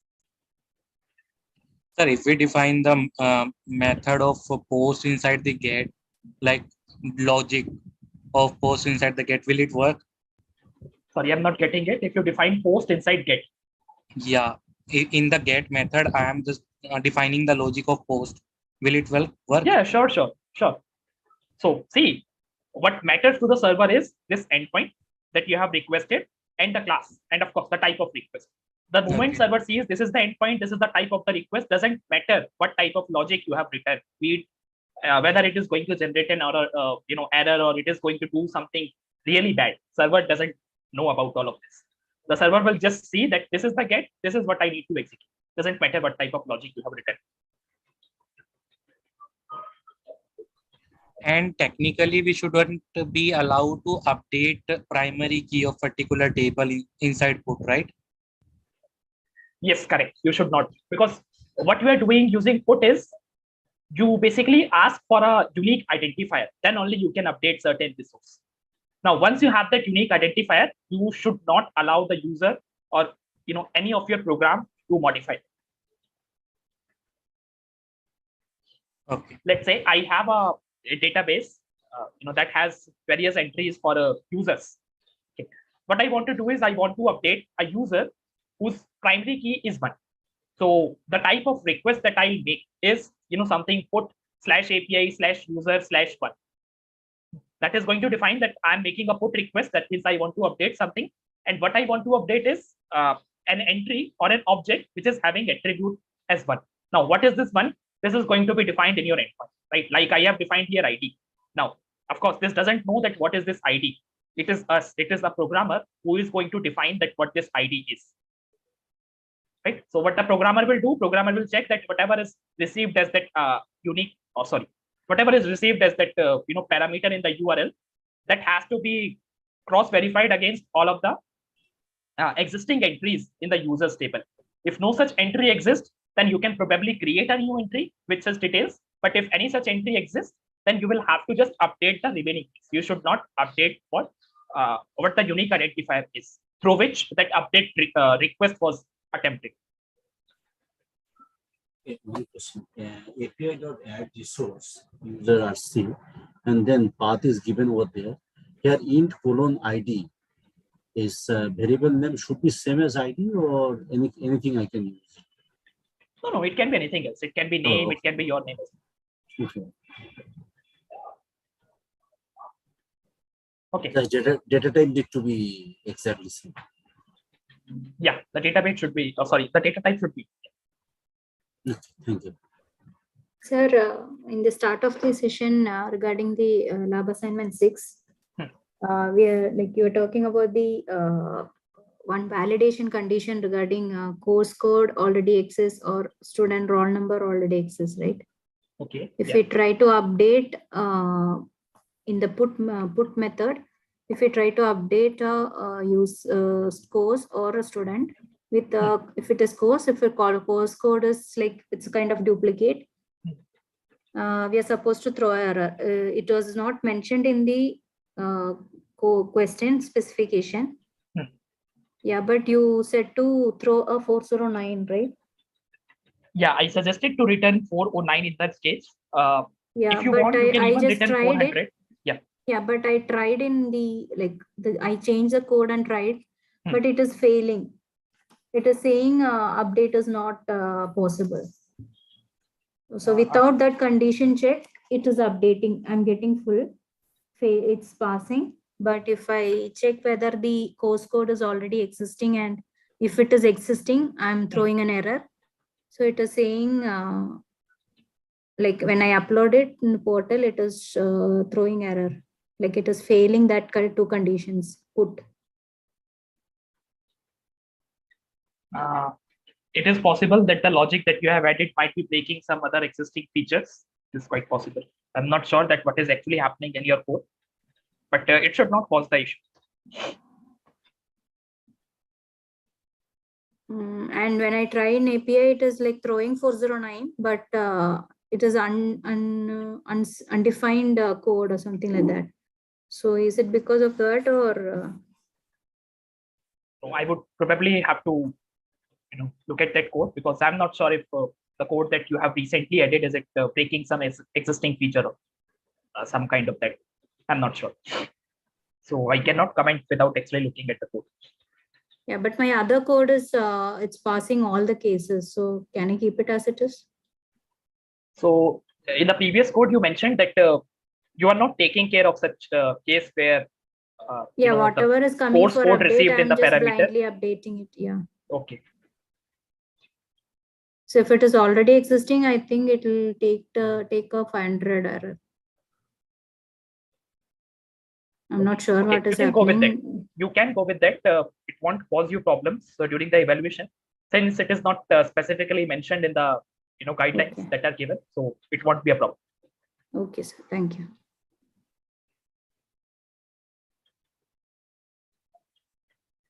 Okay, yeah. So what I'm going to do right now is I will just remove this from here.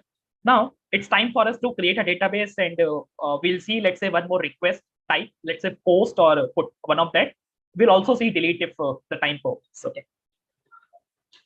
Now, in case we want to create a database, what all things we need to do? Firstly, we will have to install the or import the package Flask SQL incoming.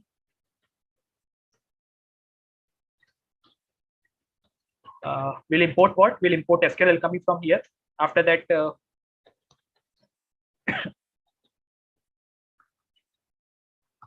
initialize the DB object with the SQL coming class, passing app as the parameter.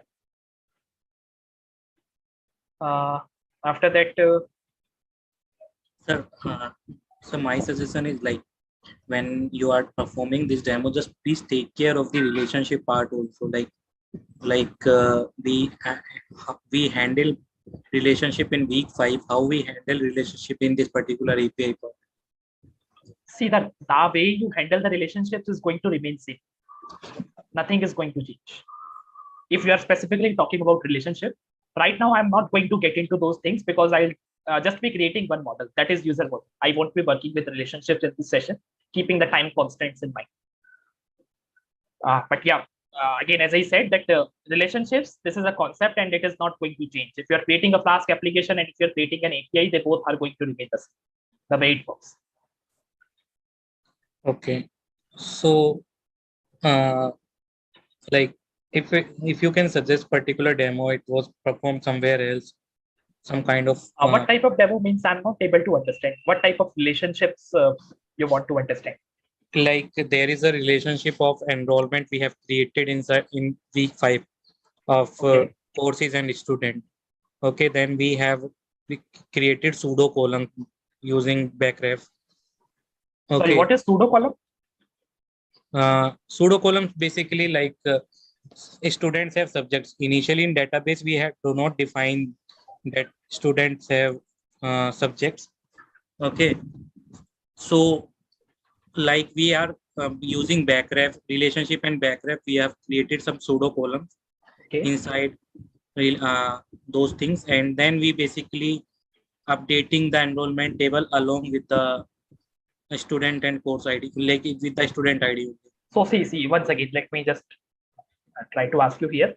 See, if you have already created a relationship from student to courses, like you mentioned pseudo column, whatever it is, I don't know what the name of that relationship column is. But if you have already created it, why are you explicitly adding objects into your enrollment class?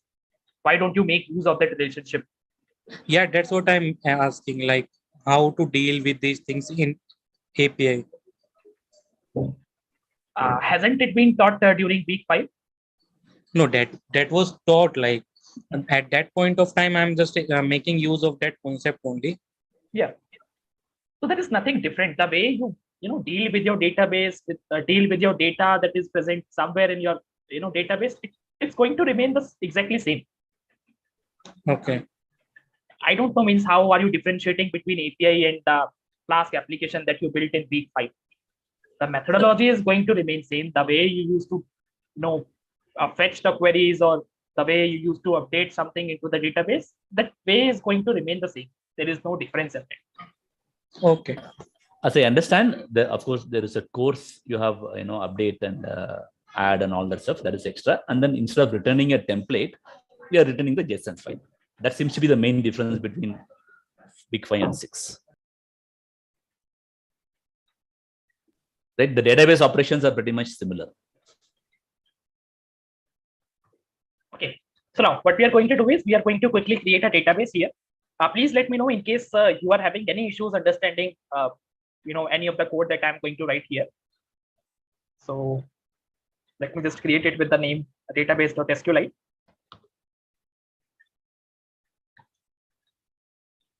Okay, I have created this configuration here. I would be creating the database later using db.createAll command.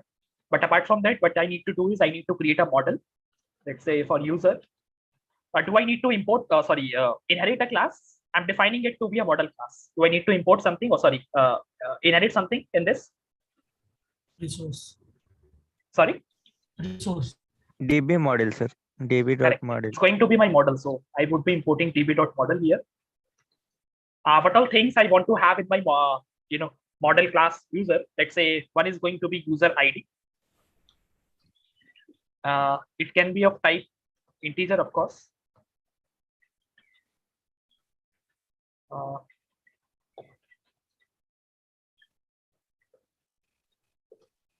Please let me know in case I'm making any typo here.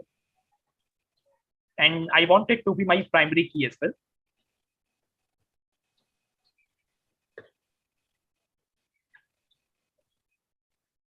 Okay, apart from user ID, let's say I'm going to have user name, db.column, and let's say db.string is going to be the type. I would say that this should be unique. The name at least should be unique. Is there anything else? Okay, let's say nullable is false. That means you cannot leave it null. Okay. Apart from user ID, username, let's say user place. So this is again going to be a column db.string. So we need to provide unique attribute to it. I don't think so. Nullable, that's fine. Okay. So what we have done is we have defined a user model which is having 3 attributes as of now. One is user ID, username, and user place. Okay. These are the things we are going to work with. This is the only model that we are going to work with in this area. Okay. So, all right. Now, do you think I need to add any other code here in order to create my database?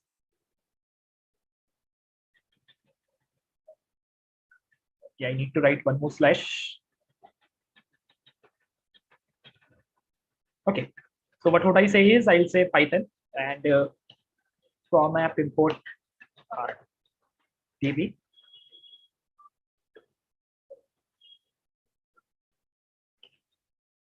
So you can see that this database.sqlite3 file has now been created here. I'll just check that if the schema matches with what we are expecting.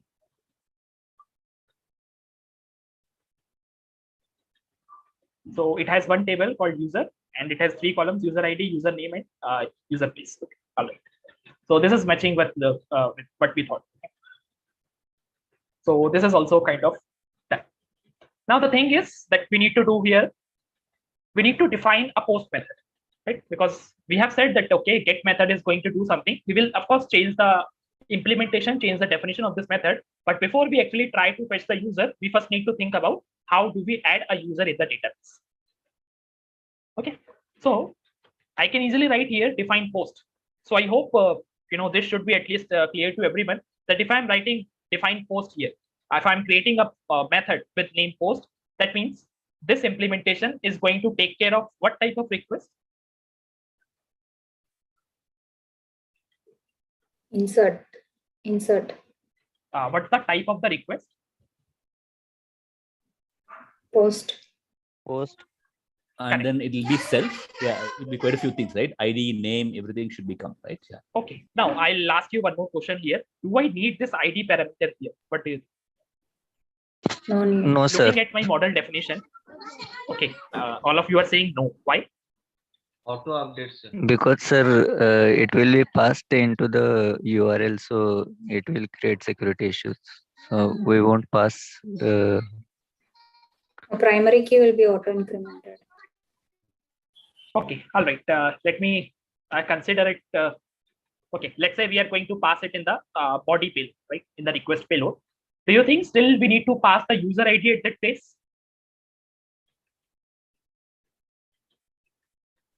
No, sir, it's not needed. Okay, why?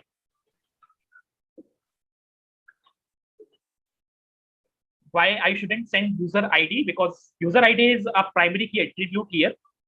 And of course, if you are not passing a primary key while creating an object of this class, this is going to create an issue.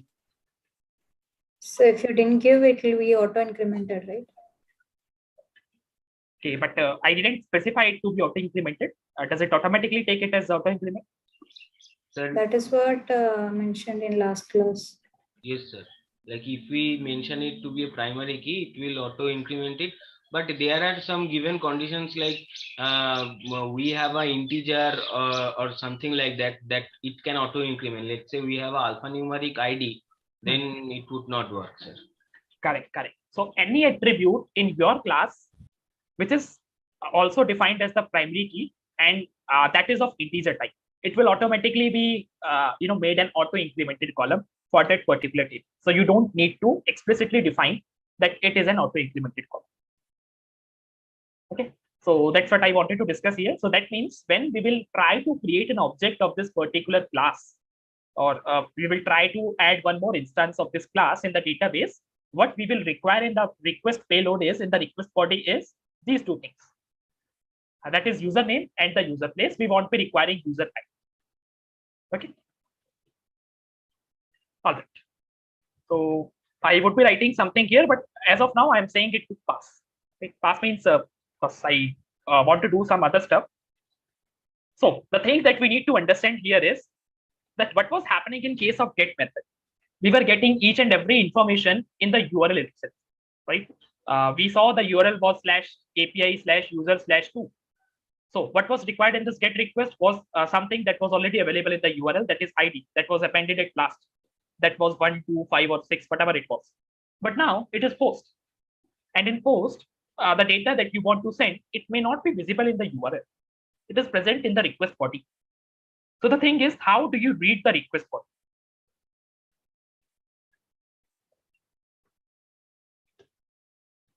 How do you read the request body inside this method? Request.get.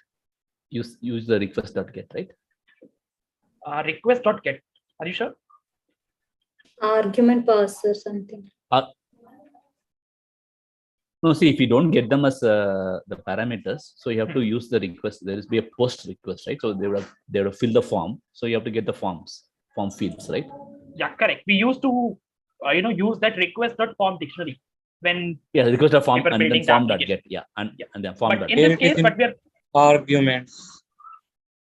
In this case, what we are going to do is we are going to use a request parser. That means we are going to define that how a typical request should look like. There are some advantages of using this request parser as well. For example, we can do some validations at the entry point itself. That means the moment server receives a request, even before invoking the relevant method, let's say post or get, if some validation fails, we can straight away reject the request without even calling any of those methods, so that we can save our server's time. Or we can say some utilization of resources can be done there. We'll talk about it, that how a request parser or how a typical request can be expected basically here. We are not saying that we are creating a request, we are saying that what type of request is expected. Okay. So I'm going to import req parse. Okay. Apart from that, we will be needing few more things like Marshall with. Apart from that, we will be needing fields as well. So we'll define that what the output format should look like. This is what we are going to define with fields. Marshall B, of course, is going to help us by serializing the data, and request parser will be used to define what a typical request should look like. Okay, so has anyone worked with request parser before? No, sir, I don't think we have heard of it before. At least I have not heard of it. Okay, so yeah, let me tell you that how a request parser can be used. So what we need, the very first thing is that if we have imported this request parser, we can create as many as requests as we want. What do I mean by request is the type of request that we can expect. For example, for this resource, I'm going to create one request parser. If I would have so many other resources as well for an application, so I would be creating different types of request parsers for each of them. Because of course, if you want to add something into the database, of course, user will expect some different attributes. Let's say if you have some other table, say student is going to expect some different attributes. So that's why you are required to define separate request parsers for each of these. I'm going to create request parser for the only model that I have in this API, that is user. So I'm just going to discuss that how that can be done. So what you need to do is you need to use a method called request parser. from what we have imported it. It is request parse. So we have to invoke a method called request parser. Here it is, I guess. And what we'll do is we are going to assign it into a variable for our ease of use. I'll tell you that how it is going to help us. So let's say I am going to say, the name of that variable can be user arts. Now, I can define that what all parameters are expected in the request body. Now, see, I have just created a request parser here, where I am going to request, where I am going to use this request parser is still up to. Like, there should be some connection between this request parser and between these methods that we'll talk about later. But again, what I'm saying is that you can create as many as request parsers, but of course, at a point, you need to set up a relation that which request parser you are interested in to use. I am creating this request parser, let's say for user. For a different model, I could have something different. So of course, there should be some kind of binding that you can specify that you are using this kind of request parser for this kind of endpoint or for this kind of request. That we'll talk about when we will start implementing this get or post. But right now, what I'm defining is that what a typical request should look like for a request, for a user. So what do I expect in the request is, I'm going to say that user args dot add argument is the method that I'm going to use. And with this, I can define that what type of parameters I expect to be present in the request payload. So let's say the very first thing that I expect is username. I expect that username should be present. And what I can do is I can even enforce some validation types. For example, type is equals to str. That means it should be of type string. If you will put it as type integer, that means you cannot basically pass some characters there. You can only pass digits. But right now I'm passing it to be a string because of course name should be a string. The other thing that I can do here is I can use use an attribute called required, I guess.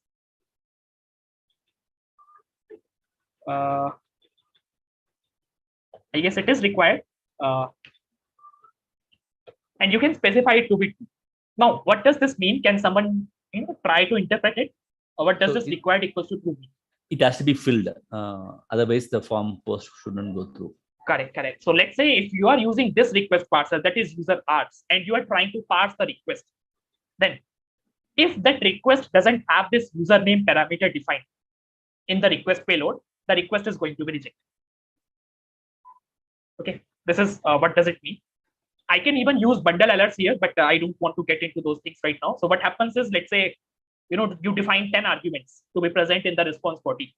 Now what happens is, let's say you create a request that is an empty request. So what will happen is the first one will check, okay, this parameter is required and it is not present in the request.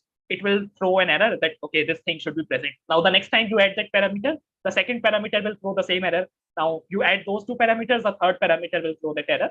So in that case, this is going to become a bit clumsy, right? You are adding one parameter each time and you are trying to send that request again. So what you can do is, there is one attribute called bundle errors here, and you can specify it to be true. That means it is going to dump all of the errors at a single place or for the first time. That means if you are sending an empty request and the request parser expects that there should be 10 attributes, so it is going to mention you right away for the first request itself that there should be 10 attributes in the request. Then only I will accept. Okay. So can you explain bundle thing again? So like I just gave you an example. For example, just assume that this type of request is expecting 10 parameters to be present in the request payload. Let's say user name, user place, user age, user hobbies, or some things like that. Now, what you do is you send a request or instead an empty request. Now, the moment this request will start the validation step, this request parser is what going to do is it is going to start the validation step first. So with that validation step, what will it check is it will check that whether the first attribute that you have defined here, the required attribute, is it present in the request payload? Of course, you have sent an empty request, so that is not present. So what will it do is it will not even check the further fields. It is going to straight away tell you that this field is not present and please send that field. The next time, what you do is you add that field in the request payload, you send the request again. Now, what happens is that this validation passes, okay, this is okay. But the next parameter, let's say it was age, and age was also a required parameter. Now, it will check, okay, this field is present, but age is not present. Again, it will say, age is not present, please send me the age as well. Next time, you send both name and age. Third time, it says that the place is not present, please send places. So in that case, what is happening is that you are not able to get the complete idea that what all things are required. So if you specify bundle errors equals to true here, so there is an attribute called bundle errors. If you specify it to true in this request parser, so what it is going to do is it is going to run the validation of all of the arguments for the first request itself, or I would say for each request. That means if you will send an empty request, it is not just going to tell you that username is missing. It is going to tell you that 10 parameters are missing, and these are those 10 parameters. So next time you send the request, please add these 10 parameters in your request field. Did you get it? Yeah, got it. Okay. So yeah, what I did here is I added one argument called username. Similarly, I'm going to add one more argument.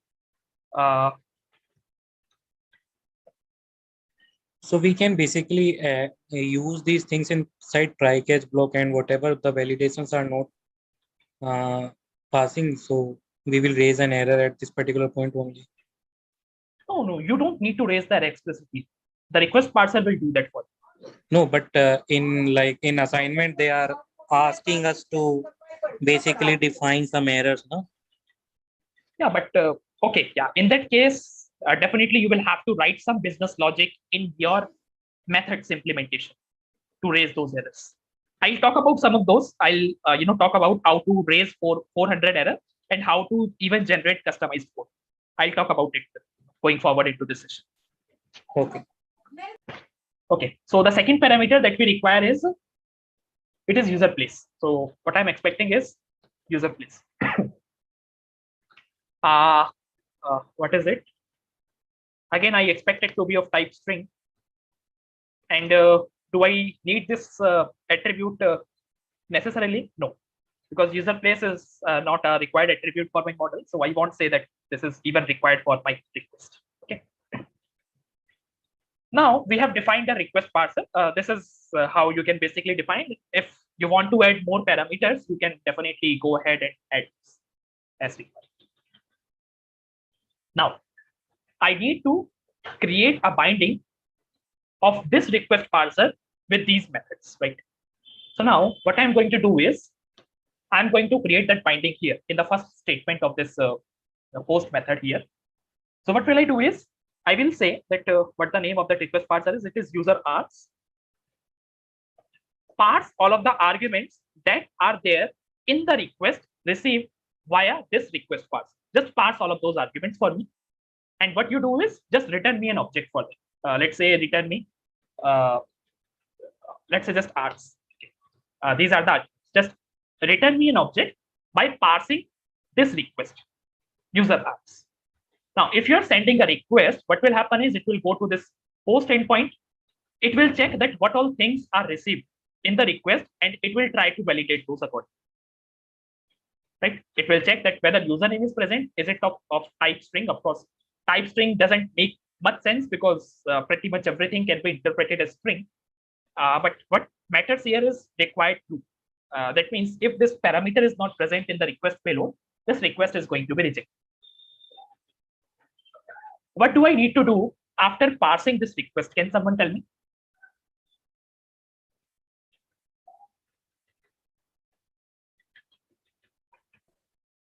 Parsing that, you have to add them to the, we assume that the validation will be right. So you have to add the thing to the database. Correct. So now what we'll do is we will create an object of user model. So how do we create it? Let's say I'll create it using this user equals to user. What all things are required in order to create a user instance? First thing is the username, I guess, username and user place. So I'll say username. What's going to be the value for user? from user.args, you have to get that username. Correct.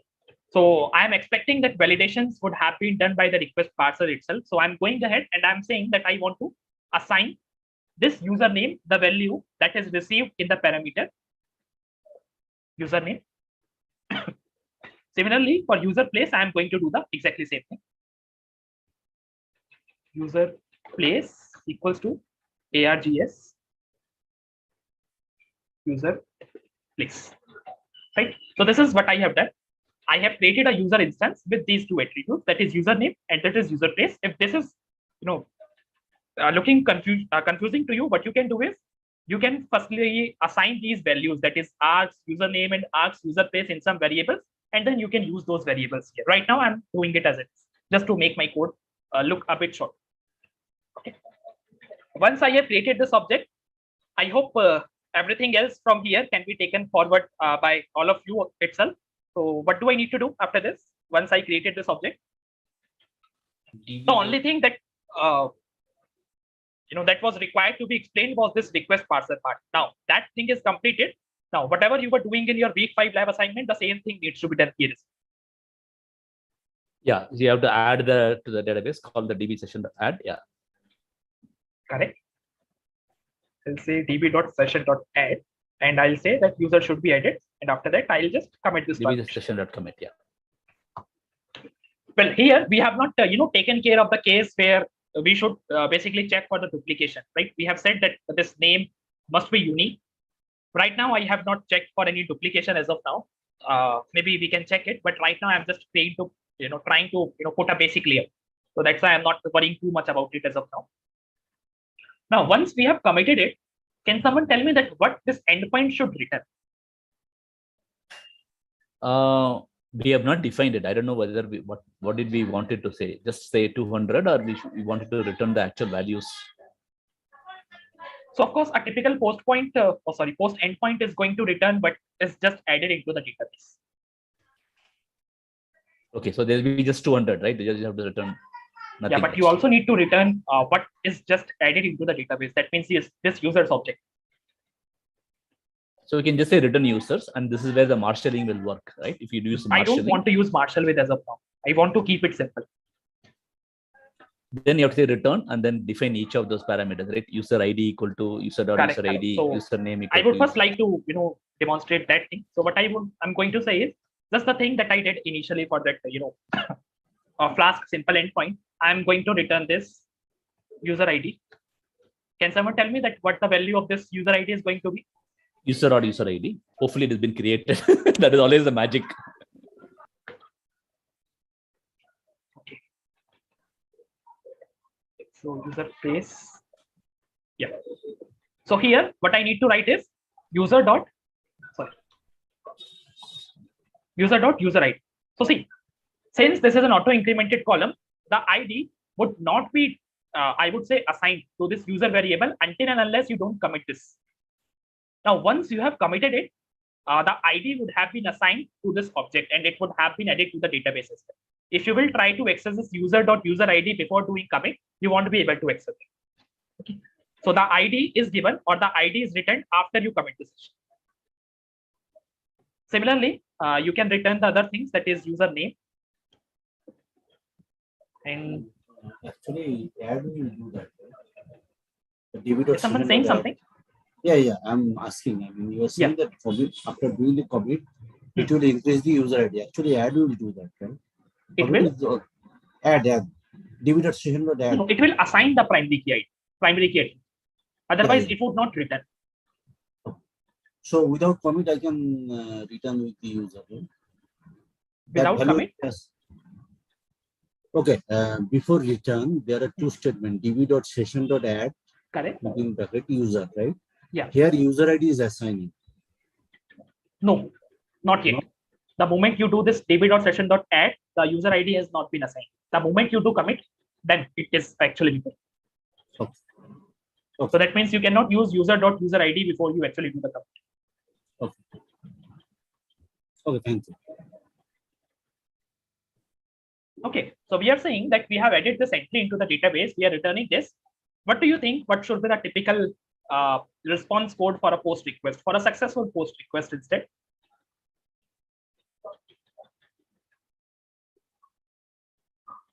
What is the typical response code for a successful 201 or 200? Right? There seems to be some confusion. I wasn't able to. It is 200. For a post, it is 201. Okay, so we are able to put it in a state where I guess this endpoint can be tested. But the problem that we have here is the endpoint that we have defined for this class. What is it? It is saying that API user / some integer. But we do not expect any integer in case of post request. So can someone tell me what can be done in such case? Add one more URL without the integer. Correct. I can add one more URL. And here I can say that this URL is also to be binded with this.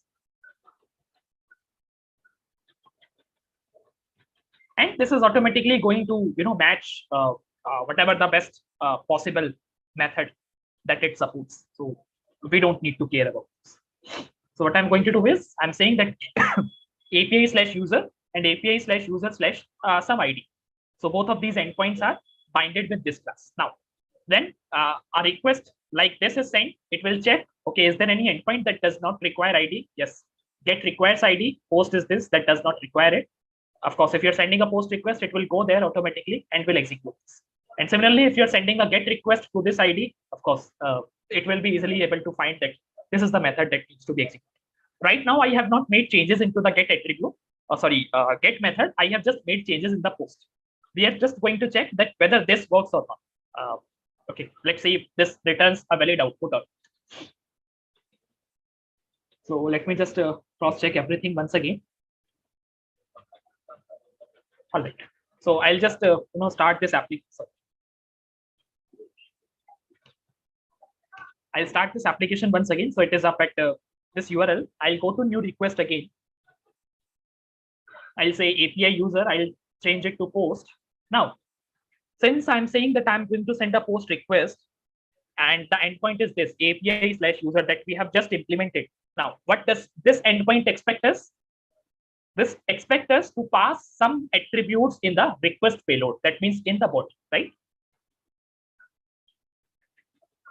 So what we are going to do is we are going to pass those attributes here. Can someone tell me that what are the things or what are the parameters that are required? Username, user place. Sorry? Username and user place. It is username and user place. Okay.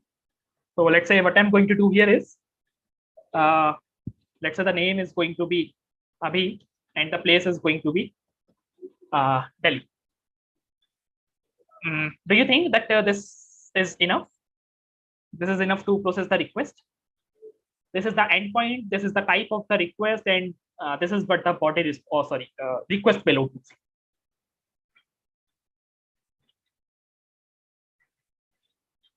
What do you think? Yes. Okay. Yeah, I guess this should work, but let's see if it generates any error.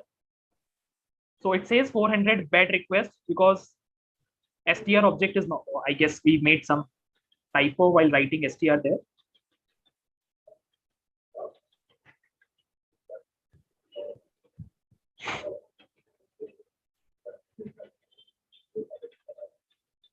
Okay, so it should not be in the double quotes. It should be as it is. It's a type. Otherwise, it would be treated as a value. I'll close this and I'll run it again. Go to new request. I'll post it again. And this time I get this 201 created. That means this is the status code that I'm returning for a successful post. And this is what I wanted to return. So the user ID is 1. The username is Abhi. User place is Delhi. Now what I'm going to do is I'm going to make certain changes in the parameter. I'll just make the user name Abhishek. And I'm going to make this user place. I'm going to keep it same. I'll click on send. And this time we will see the change in the user ID and of course the username. So you can see that user ID has now been changed to 2. And of course, username is now Abhishek, user place is there. So that means our post is working fine. But let us just see that what happens if we emit this username from here. Sir, one question here. Yeah. Sir, user ID was not auto incremented, right? It was.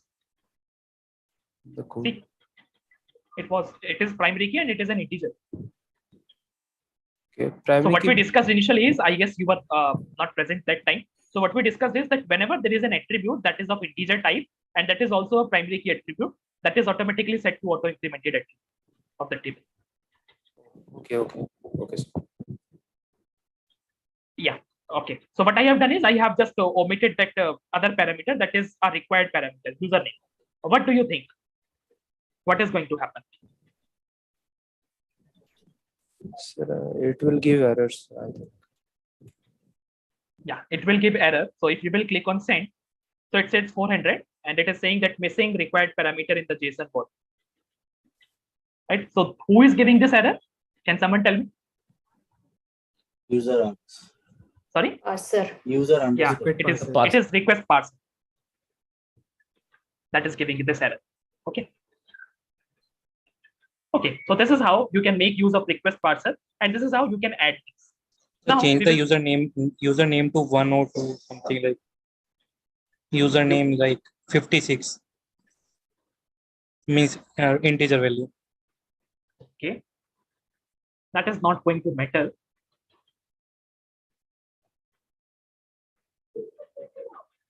Yeah. So then how we will basically agree to the point like it should be integer or string? Well, so if you will read, the simplest definition of a string, what is it? It is a collection of characters. Now that character can be a digit, that character can be a special character, it can be anything else, pretty much everything. But that is the validation you are asking in the. So in case you find a validation is, not required, you can leave that validation. Even in the assignment, like week 6 assignment. Yeah, I'm talking about week 6 lab assignment only. In case you find an error code, in case you find an error code is not relevant, for example, like you just mentioned that it should be a string, you can basically ignore that as of now. But generally what happens is that you can define or you can basically create your own definition of what a string should be in your application context. Let's say you just define, some special characters or some digits, not all. In that case, you can put a strong validation that whether a value is a string or not. In that case, you can do that. But right now, it is not being tested in the week 6 lab assignment. So that's what mentioned. I wasted one whole day on this particular thing because I am not able to validate these things and it is not coming into the error part, which I am raising. Are you present on the discourse? Yeah, I am, but I have not posted, but that's all. No, it's okay. Means even if you have not posted it, I guess many others have already posted that query. So okay. So it's better whenever you are searching for a solution, search it on the discourse first. It is quite possible because the same discourse is being used from the September term. So there is a high chance that the query that you may have has already been discussed or answered on the discourse. Okay. Yeah. So this is how you can, deal with the post request. If you want, you can go ahead and, create your, write some logic, some business logic for 409 as well. Let's say you remove this. Let's keep it here. What you can do is you can check here that if any such entry with the same username presents is already present in the database. In such case, you can abort the control using abort method. I guess we have already used it here. You can simply abort the control and you can return 409 in that case. Okay. For example, let me try doing that. I'll do some hard coding here, but okay, let's not do hard coding. I'll just do it as it is. So I will check. Let's say US equals to user dot query. Again, please let me know if I'm making any typo here, any syntax error. So what we need to check is we need to check the username if it is matching with what. If it is matching with username dot first And if it is true, what I want to do is I want to abort the control right away. What I want to return is 409. If I want, I can pass some message as well. Let's say something like username exists. Yeah, something like username already exists. Sir, inside filter by, there should be double equal to, right? Inside filter by where? In the query. No, it's only single equal to, no? It's not Python. You're talking about this? Yeah, The query filter by, yeah. This is a single equal to, right? Yeah, It's yeah, not it should be a Python single if. equal. Okay. Yeah, so if you are using filter here, yeah, then you require that equality object. If you're using filter by, it's an assignment object. Okay. So I'll just indent it here. I'll close the server as well. I'll just see that if the logic is correct. The username is equals to this first US. Yeah. Someone was saying something. Yeah, but if we have multiple get with the same parameter, how we will define the URL for that? If you have multiple, how we will, if we have multiple methods, get methods, how we will define binding for URL binding for it? You can only have one method in a class, only one method with name get. Oh, I'm not able to understand. Get, one post. I mean, can I have multiple get in same method? Same method. Class. Same class. No, you cannot have. Okay. In case you want to define multiple URLs that all are going to support get request, what you need to do is you need to define different classes, just the way I have defined it here, and utilize the get method of that class and bind it with the URL which you want to bind it with. Let's say user has a photo, and I want to fetch the photograph by ID. Then I need to create another class and define a get method over there with the same with the ID photo ID parameter. Yeah, correct.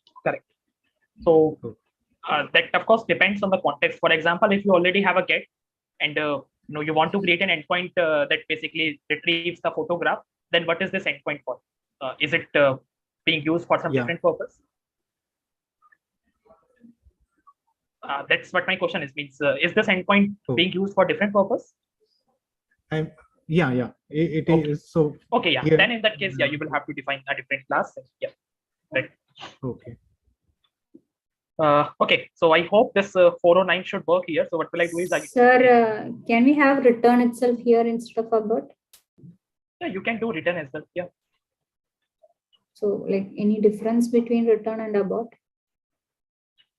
Not really. I would say you can have anything. That's okay. Both are fine. Okay. I'll run this application again. I'll go to request API user. So I guess 56 is already present, or let me just make it Abhi. Was it Abhi or something else? I completely forgot. So let's make it 56. Okay, so in that case, it should be returning 409. And yeah, it says 409, and the message that we passed inside that message attribute, it is coming here, right, as the response button. So this is how you can write the code for 409 as well. And this is how you can return this. Now, what I'm going to do here is, instead of returning it this way, of course, this can be used as well. Or okay, let me talk about one more. Now, what I'm doing is I am saying that I'm not going to check this validation here. Right? I just want to show you that how can you return your customized codes. This is what my purpose is. So what I'm going to do here is I will check that if username is not present, then I am going to return a customized code. I'll show you that how can it be created.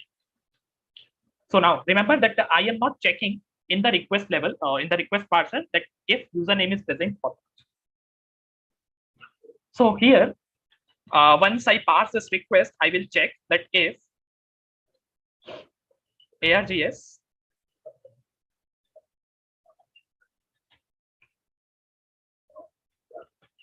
Let me use the get so that I can assign a default value to it. Username.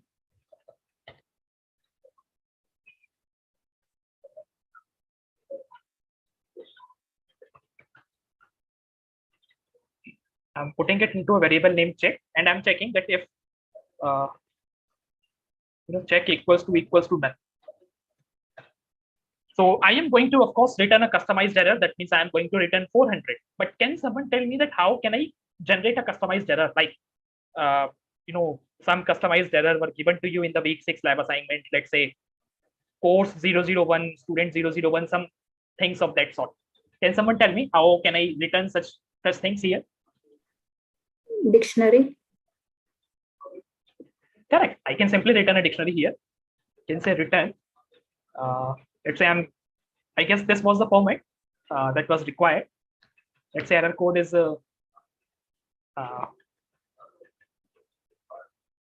user 001, and apart from that there is one error message, and let's say the error message says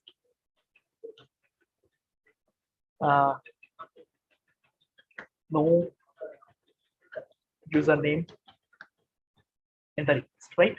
So this is what we are going to return, but what should be the status code? 400. It should be 400. So what I'm doing is that in case I found this the value of this check to be null, and when will it be null? When there is no username attribute in the request. So what I'm doing there is I'll straight away end the control of this method, and I'll return the response that I have just prepared here. So I'll just go to new request. I'll omit this username parameter from here, and I'll click on send. So it is saying 400, and I am getting the type of response that you are expected to return in your week 6 lab assignment. Okay. So I see that many of the people are trying to extend the HTTP exception class. I'm not saying that is wrong, but this is the easiest way that I could think of. There is no need that you define your customized classes for each of those errors, and inherit the HTTP exception class from work zoop package. So this can be done easily. This. So, a small request, sir. Can you just the return? Can you just put a new line there so that it is visible in while people watch on the YouTube, right? It is tougher. So, yes, thank you.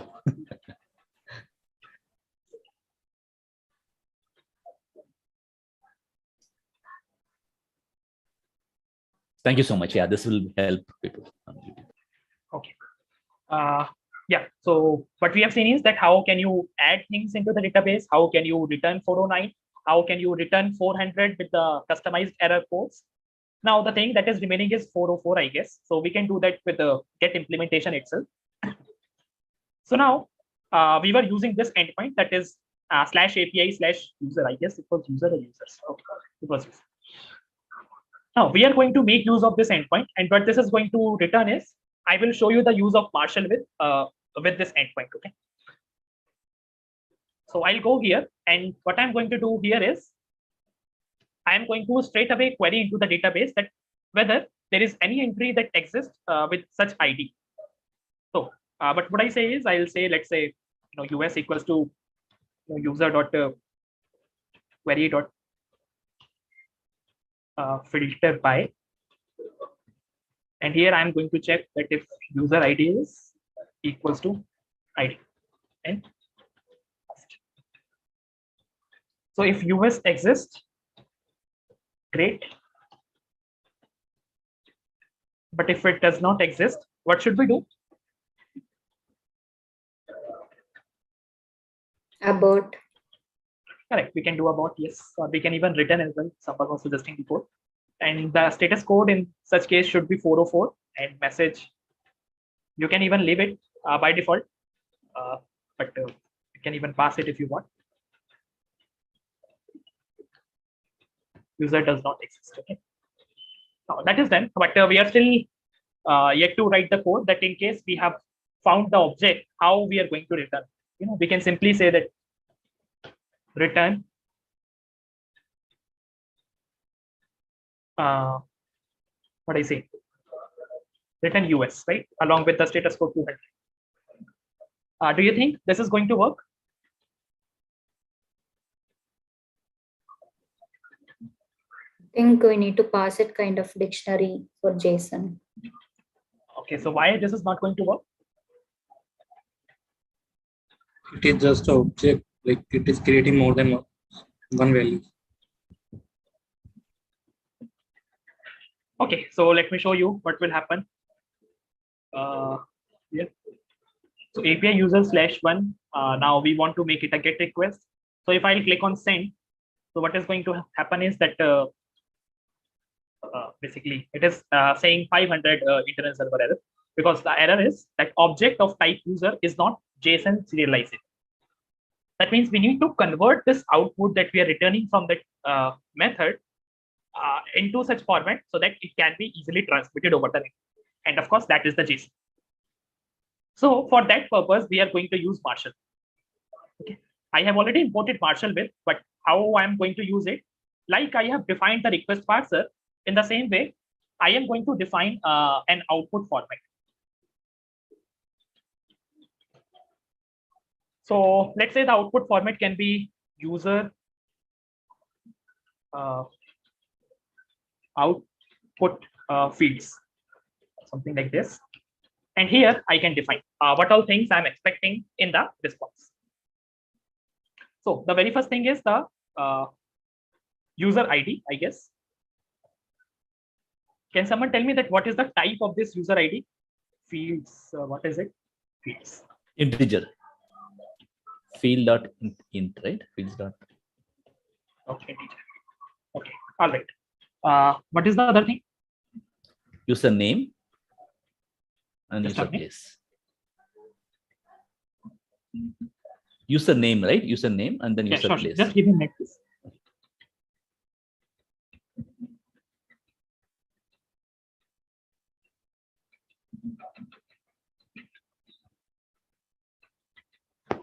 Yeah, I'm back. Yeah, sorry. So first attribute is user ID. Yeah. So the second attribute is username. Yeah. What should be its type?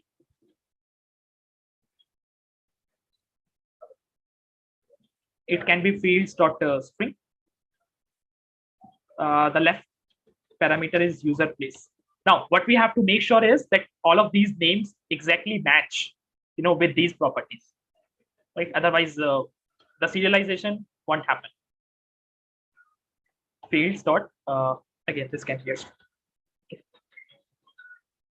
So again, we have defined this user output fields here, but there should be some connection between this user output fields dictionary that we have defined here with the output that we are returning here, right?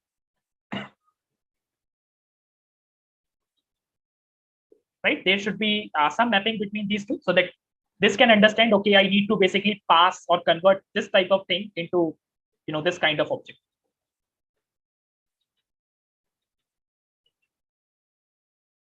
So can someone tell me what can be done? Sorry, sir. Yeah, what I have done is I have defined the format of the output fields. Now I need to somehow bind these two things, right? Because this needs to know that this needs to be serialized into what? Into this form. Marshall with will make it. Now, what is Marshall with? What is it basically? Is it a method? Is it a function or what? Action. Sorry? Just put at Marshall with and then US. Yeah, that's what I'm trying to understand. Means what Marshall with is. Wrapper function. Okay, so I'm able to understand what you are saying is that write Marshall with like this, right? Yeah. This is what you are all trying to say. But what I'm asking is that what this Marshall with is actually. Is it a function? Is it a variable? Or what is it? Okay, saying now is decorator. Yeah, all right. This is a decorator. A similar way, okay, I have deleted that part. Like, we use route decorator in case of Flask. In the same way, this is also a decorator. What argument does it accept? The fields description, right? Yeah. Correct. So I'll just get it from here and I'll put it.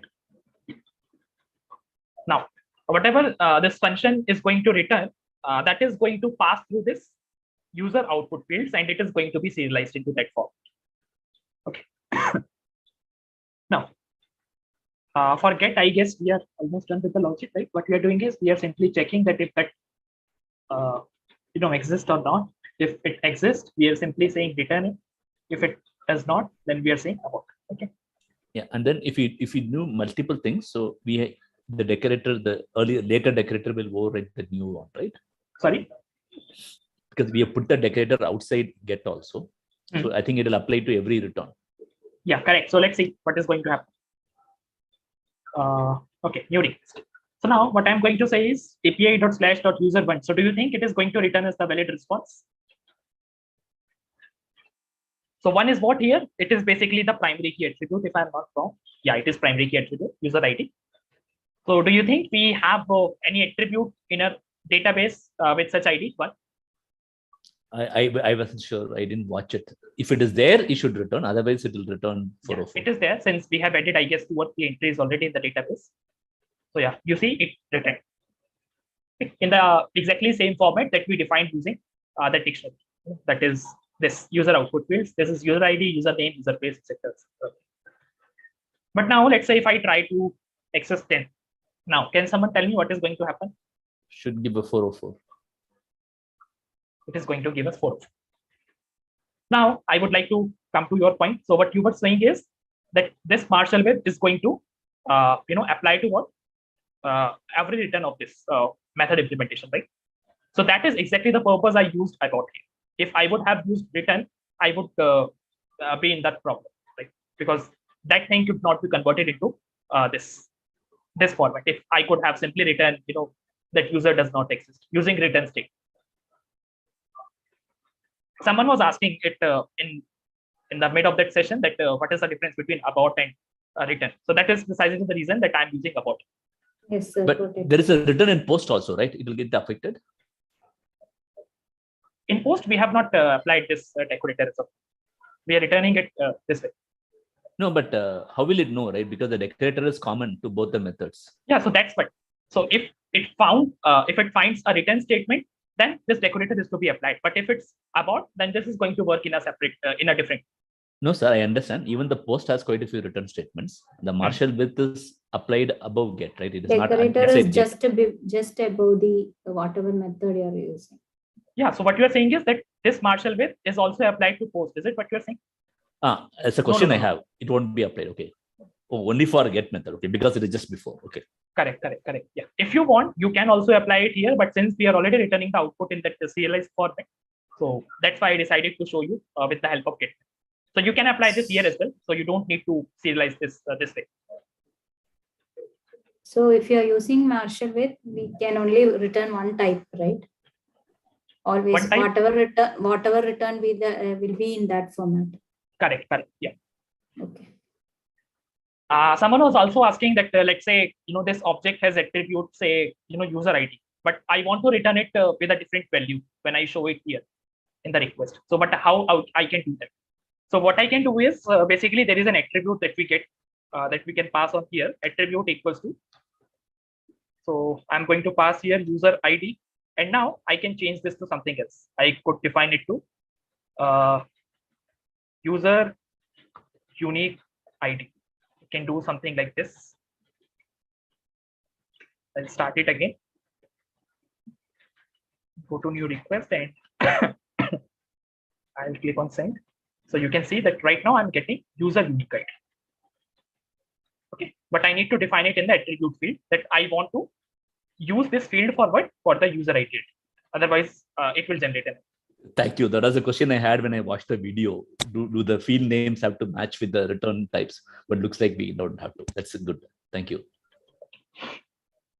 All right. So we are done with get. We are done with post. Now let us just quickly code for the deleted. I guess we should be done with that. So define delete. What do you think? Does this delete endpoint requires the user ID to be passed? Definitely. Do you require a user ID? Yes, of course you require it. I am going to use the same code here that we have used in get. So if it is there, if it is there, what you are going to do is you are going to say db.session.delete US, and after that you can return whatever you want to. Let's say return user successfully deleted and a response So you code of missed a dot before commit. db.session.commit. Oh, okay. All right, so here we say that user successfully deleted and we return the 200 code. And in case of else, that means this object does not exist. So we are going to return 404 in that case. Right? Again, I'm going to restart the server. Again, I'm passing ID here. That is not the first name. That is the ID. So I'm going to delete the entry having primary key attribute set to 1. So I'm going to change the request type to delete. So I hope it is understood to everyone that the endpoint that will work for delete is this and not this one. Okay. So I'll go to new request. I'll click on send, and it says that user successfully deleted. And if I send this request once again, I'll get 404. That is, user does not exist. Okay. So yeah, this is it for delete. I hope at least put can be done the same way like we are doing post. You just need to check that if any such thing exists before. If it does not exist, you can decide to create it if you want. But according to the REST specification, yes, you can do that. There is no harm doing or writing that code in possessing that behavior. But the actual difference between post and put is the same. That is, post is used for the creation of a resource, and put is used to update that resource.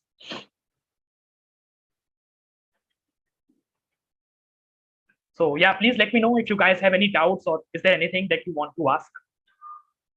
So whatever things or whatever details we have discussed in this session, I guess they should be more than sufficient to complete your assignment, week 6 lab assignment.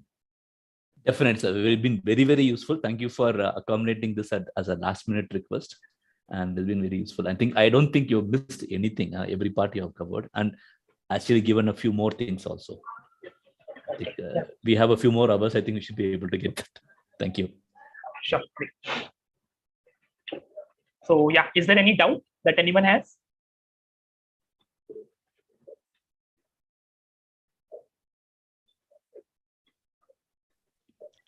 Hello. Yeah. So I have one little doubt. Sir, like in post request, when we have like 3 parameters: user ID, username, and user place. In post request, we are just accepting 2 parameters in the request body because the first one is an auto implemented column. Okay, so in post request we are accepting two parameters. One is like compulsory. Now none of those is compulsory. I have removed that required attribute from here, so none of them is compulsory. If you look at the request parser, none of them. But if you will come to the definition here, so what we are checking is that if username is not present, then you are returning this error. So in that sense, username is mandatory. If we don't check this, like I want to keep one argument as if it is there, we can add this in database. If it is not there, we are fine. So, but it is showing some error.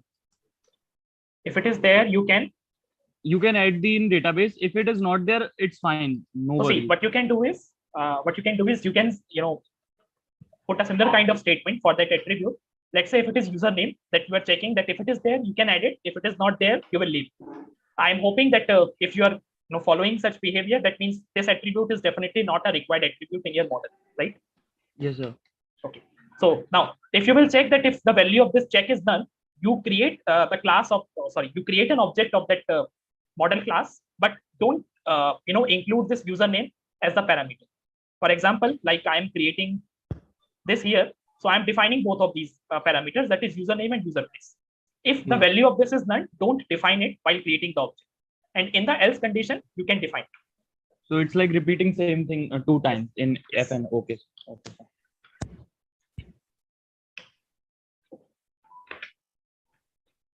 Okay, if you need code, need this code, maybe I can just put it on Replit and can share the link in case you require it.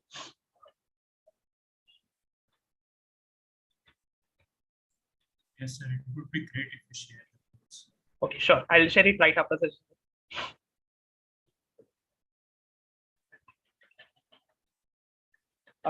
Yeah, so let me see if there is anything else that we can discuss. We have already discussed about bundle errors, required parameter. We have discussed how the attribute can be changed, a name can be changed. Marshall width we have discussed. We have also seen how customized error code can be generated, how you can return the serialized response even without using Marshall width, delete, get, and post. Yes, most of the things we have covered. The put is the only thing that we have left out, but that should not be a problem.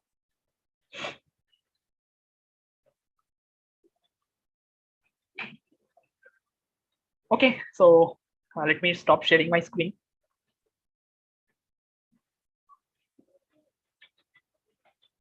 Yeah, so let me know if you guys have any queries now. If you do not have any queries, I guess we can formally close this session.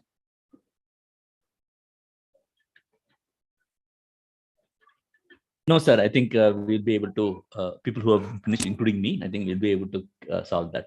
Definitely, hopefully the YouTube will be available soon, and we can pass it and do the coding. Thank you. Great, nice. And please Thank you, complete your assignment today only. The deadline cannot be extended. We just discussed with the team. Yeah.